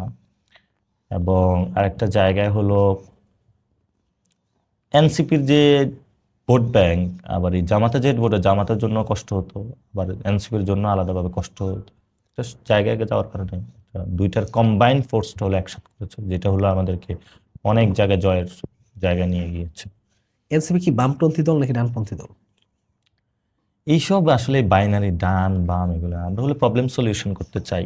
আপনার পকেটে টাকা নাই, এটা কিভাবে টাকা দেওয়া যায়, চাকরি দেওয়া যায়, ব্যবসা করা যায়, এগুলো এগুলো হলো আমাদের মূল কোশ্চেন। এখন যে বাম ডাম এই কোশ্চেনগুলো হলো বাইনারি কোশ্চেন, এগুলো হলো 60s 80s এর দশকের জিনিস, যে কে কোনটা এটা সেটা। তো মোটা দাগে বলতে হলে আমরা সেন্ট্রিস্ট পার্টি করতে চাই, অর্থাৎ মানুষের অ্যাসপাইরেশনের জায়গাটা আমরা ফুলফিল করতে চাই। প্রবলেম সলিউশন যেটা আছে সেটা কেন্দ্রিক আমরা দল হতে চাই। আচ্ছা, ভাইয়া, অনেক জায়গায় আপনি ইচ্ছা পোষণ করছিলেন যে যদি আপনারা সরকার গঠন করেন আপনি স্বরাষ্ট্রমন্ত্রী হবেন। স্বরাষ্ট্রমন্ত্রী কেন, অন্য কোনো মন্ত্রী কেন না? দেখেন, বাংলাদেশে আমার মনে হয়েছে যে থানাগুলো অনেক করাপ্টেড জায়গায় রয়েছে। হুম। এটা যদি চেঞ্জ করতে পারি, মানুষ অনেক হয়রানির শিকার হয়, সেই জায়গাটা আমরা কাজ করার সুযোগ আছে। সাথে সাথে আমাদের জাতীয় যে নিরাপত্তার ইস্যুগুলো রয়েছে, সেই জায়গায় আমাদের অনেক ঘাটতি দেখা যাচ্ছে। আমাদের সীমান্তে মানুষ মরতেছে, তারপর হলো আমাদের পুলিশ বাহিনী একটা সংস্কার প্রক্রিয়ার মধ্যে দিয়ে যেতে হবে। আমি কোনো, যেমন জর্জ আগাম্বেন বলেছিলেন পুলিশ স্টেট বলে একটা কথা আছে, অর্থাৎ স্টেটটা পুলিশ কন্ট্রোল করে। দেখবেন সব জায়গায় আমাদের সব কিছু পুলিশ কন্ট্রোল করার চেষ্টা করে। এটা হলো পিপলস স্টেট হবে, পুলিশ স্টেট হবে না। People will supportive vote, police will be supported. So সেই জায়গাটা আমি মনে করি পুলিশের বড় একটা সংস্কার পরিবর্তন করা দরকার। সেগুলো আমরা ইনশাল্লাহ করতে পারতাম। আর হলে এই চাঁদাবাজ, সন্ত্রাসী, দখলদারিত্ব, এগুলো তো ধরে ধরে জেলে ঢুকাইতে হইতো। আমি হয়তোবা ওই জায়গাটা হলো বেশি কাজ করতে চেয়েছিলাম, এবং আমি তাদের প্রতি একদম উইদাউট এনি নেগোসিয়েশন, সমঝোতা যেটা হয় তাদের সাথে হবে না, যে কোনো মূল্যে তাদেরকে আইনের আওতায় নিয়ে আসবো। একদম শেষ পর্যায়ে আমরা চলে আসছি। খুবই শর্ট কিছু কোশ্চেন করব, তার মধ্যেই আমরা শেষ করবো। আপনার সময় র্যাপিড কোশ্চেন? Kind of. ও ঠিক আছে। তাও আপনি একটু চাইলে ব্যাখ্যা করে অ্যান্সার দিতে না, পারেন। র্যাপিডে যাবে। আপনার কাছে জীবন মানে কি? আমার কাছে জীবন মানে একটা শব্দ, সেটা হলো জার্নি অথবা সংগ্রাম। আপনি সেটা করে যাচ্ছেন, হ্যাঁ। এটা শেষ কোথায়? মৃত্যু। আচ্ছা, সফলতার সংজ্ঞা কি আপনার কাছে? সফলতার সংজ্ঞা হলো জীবনে হ্যাপি থাকা, যে আমি ইম্প্যাক্টফুল কোনো কিছু করতেছি, এবং সেই জায়গাটাতে অনেস্ট থাকা, ভনিতা না করা, ড্রামা না করা, এবং সাকসেসফুল হওয়া জন্য, যেমন বড় আকার আমি দেখি না, যে রাস্তার পাশে একজন মানুষ আছে, তার জীবনে যে সংগ্রামটা আছে সেটা যদি আমি গুছিয়ে দিতে পারি, তার জীবনের যে চ্যালেঞ্জটা আছে সেটা যদি আমি মোকাবেলা করতে পারি, সেটাই আমি মনে করি সফলতা। প্রত্যেকটা মানুষের সফল, যেমন কখনো আমরা মা বাবাও সফল, কখনো সন্তান হিসাবে কেউ সফল হয়। তা আমার কাছে সফলতা মানে যে বড় কিছু হতে হবে এটা না। ওটা বলে না যে কেউ হলো বিড়ালকে পানি পান করিয়েও হলো জান্নাতে যেতে পারে। সো এটা কিন্তু অনেক ছোট কাজ। তো এটা হলো আপনার নিয়ত যদি ঠিক থাকে, অনেস্টি থাকে, অনেক সময় ছোট কাজ করেও সফলতা পাওয়া যায়। আপনার কাছে রিজিক বলতে গেলে কি বোঝায়? রিজিক আমার কাছে, আমরা তো রিজিক বলতে অনেকে খাওয়া দাওয়া মনে করি। রিজিক মানে শুধু খাওয়া দাওয়া না, সুস্থ থাকা এটাও রিজিক। তারপরে হলো ঘুমাইতে পারা, এটাও রিজিক। তারপরে হলো জীবনে একটা চাকরি পাওয়া, কিছু খাদ্য আশা আহার, সেটাও রিজিক। রিজিক মানে হলো জীবন থাকা, লিভিং লাইফ, সেটা আমি রিজিক মনে করি। জীবনে কি এমন ভুল করছেন যেখান থেকে সবচেয়ে বেশি শিক্ষা নিয়েছেন? জীবনে ভুল করেছিলাম, আমার মনে হয়েছে যে যদি আমি আরো আগে পলিটিক্সটা করতে পারতাম এবং আন্ডারস্ট্যান্ডিংটা আরো ডিপ থাকতো, তাহলে আরো বেশি হয়তো বা সার্ভ করতে পারতাম। এবং ইউনিভার্সিটি লাইফে আরো যদি বেশি করে বই পড়তে পারতাম ছোটবেলা থেকে, তাহলে আরো বেশি এক্সপ্লোর করতে পারতাম, সেটা মানুষকে দিতে পারতাম। সেই জায়গাটা একটু কষ্ট লাগে। কিছু কিছু সময় থাকে না, আড্ডা টাড্ডা ঘুরে বেরিয়েছে, ওইখানে আরো বই পড়া উচিত ছিল আমার। ওকে, জেনজিদের উদ্দেশ্যে কি বলবেন যারা আপনাকে এত ভালোবাসে? জেনজিদের উদ্দেশ্যে বলবো, কোনো সিস্টেমের মধ্যে ঢুকে যাবে না, সিস্টেম পরিবর্তন করে নিজেদের মতন করতে হবে, এবং তারা ইচ্ছা করলে পারবে। এই জন্য আমি তাদেরকে একটা জায়গা বলি, সেটা হলো যে জেনজিদের শেষ করে তো তারা চাকরি নিতে হবে। তাহলে চাকরি নিতে হলে নিশ্চয়ই একটা ব্যবসায়ী গোষ্ঠী লাগবে, যে কোম্পানিতে তারা চাকরি নেবে। তো দুইটা হয়, হয়তো তো ব্যবসায়ী হবে, যদি ব্যবসায়ী হতে যায় তার লাইসেন্সের প্রবলেম, তাহলে তার দুর্নীতিটা বন্ধ করতে হবে, সাথে সাথে ইজিলি লাইসেন্স পায়। সে যদি কোনো কোম্পানিতে যায়, ওই কোম্পানি হবে না যদি বাংলাদেশে চাঁদাবাজি বন্ধ না হয়। অর্থাৎ আপনি একটা ফ্যাক্টরি করবেন, সেখানে চাঁদাবাজি হয়, তাহলে তার চাঁদাবাজি বন্ধ করতে হবে। ব্যবসায়ীদের রাতে ফোন দিয়ে সন্ত্রাসী আচরণ করা হয়, এই চাঁদা পাঠানোর খবর আছে, তো এটা বন্ধ করতে হবে। তাহলে সে শান্তিতে ব্যবসা করতে হবে। তাহলে তরুণদের পকেটে টাকা প্রয়োজন, তাহলে সে বাংলাদেশের কালচার, পলিটিক্স সব কিছু হলে সোসাইটিতে নিয়ে আসতে হবে। তাদের এগুলো বন্ধ করতে হবে। অর্থাৎ বাংলাদেশের যে পচাগলা সিস্টেম, সেটা তাদের ঠিক করে তারপরে তার জীবনে হলে সামনে বাড়তে হবে, এবং আশা করি যে তারা এটা পারবে। তাদের মধ্যে নতুন জাগরণ সৃষ্টি হয়েছে। ইনশাল্লাহ। ভাইয়া, আমরা আমাদের পডকাস্টটা একেবারে শেষ দিকে, আপনি পডকাস্টটা শুরু করছেন, আপনি তাহলে শেষ করে দিন দেখি। শেষ তো শেষ বলে আসলে কিছু হয় না, এবং আমি মনে করি যে বাংলাদেশের পুরো তরুণ প্রজন্মকে যদি আমরা কাজে না লাগাতে পারি, এটা হলো বাংলাদেশের অনেক সংকটের জায়গায় আমরা চলে যাব। আমরা ফরেন জিওপলিটিক্যাল জায়গা থেকে অনেক বিপদের মধ্যে আছি। আমাদের অনেক রিসোর্স আছে যেগুলো আমরা মোবিলাইজেশন এখনো করতে পারছি না। সেই জায়গা থেকে আমরা মনে করব যদি সঠিক জায়গায় আমরা কাজ করতে পারি, এটা আসলে পলিটিক্যাল পার্টি দিয়ে কতটুকু হবে আই এম নট শিওর। আমাদের সামগ্রিকভাবে একটি সোসাইটাল মুভমেন্ট প্রয়োজন দুর্নীতির বিরুদ্ধে। তো আশা করবো যে এই তরুণ প্রজন্ম একটি দুর্নীতির বিরুদ্ধে শক্ত ফাইট দিবে, সব অফিসে দুর্নীতি বন্ধ করবে, এবং সব জায়গায় দুর্নীতির বিরুদ্ধে শক্তভাবে একটা অবস্থান নেবে, যেভাবে তারা জুলাই করেছিল ফেসিস্ট সিস্টেমের বিরুদ্ধে, হাসিনার বিরুদ্ধে। নেক্সট তাদের ফাইট হবে করাপশনের বিরুদ্ধে। যদি তারা এটা ঠিক করতে পারবে, তাদের জীবনের অর্ধেক সমস্যার সমাধান হবে, এবং আমরা বাংলাদেশের মানুষ সবাই একসাথে দুর্নীতির বিরুদ্ধে দাঁড়ানো উচিত। সেই ফাইটের জন্য আমরা প্রস্তুত হচ্ছি, ইনশাল্লাহ সবাই প্রস্তুত হবে। ইনশাল্লাহ। ভাইয়া, আপনাকে অসংখ্য ধন্যবাদ আমাদেরকে সময় দেওয়ার জন্য। বিশেষ করে আমি অনেক অপেক্ষা করতেছিলাম, মানে আপনার সাথে আপনাকে কোনোভাবে পাচ্ছিলাম না বলতে গেলে, অবশেষে আসছে। ভাইয়া, অসংখ্য ধন্যবাদ আপনাকে। ধন্যবাদ আপনাকে। আমিও যদি ভুল কোনো কথা বলি ক্ষমা করে দিলাম, কষ্ট দিয়ে থাকলে আপনাকে। আপনি সবকিছুতে লাস্টে মাপ চেয়ে নিচ্ছেন। মাপ তো চাইতে হয়, মানুষের দুঃখ কষ্ট রেখে তো মারা যাওয়া যাবে না। ঠিক আছে, থ্যাংক ইউ ভাইয়া। Thank you.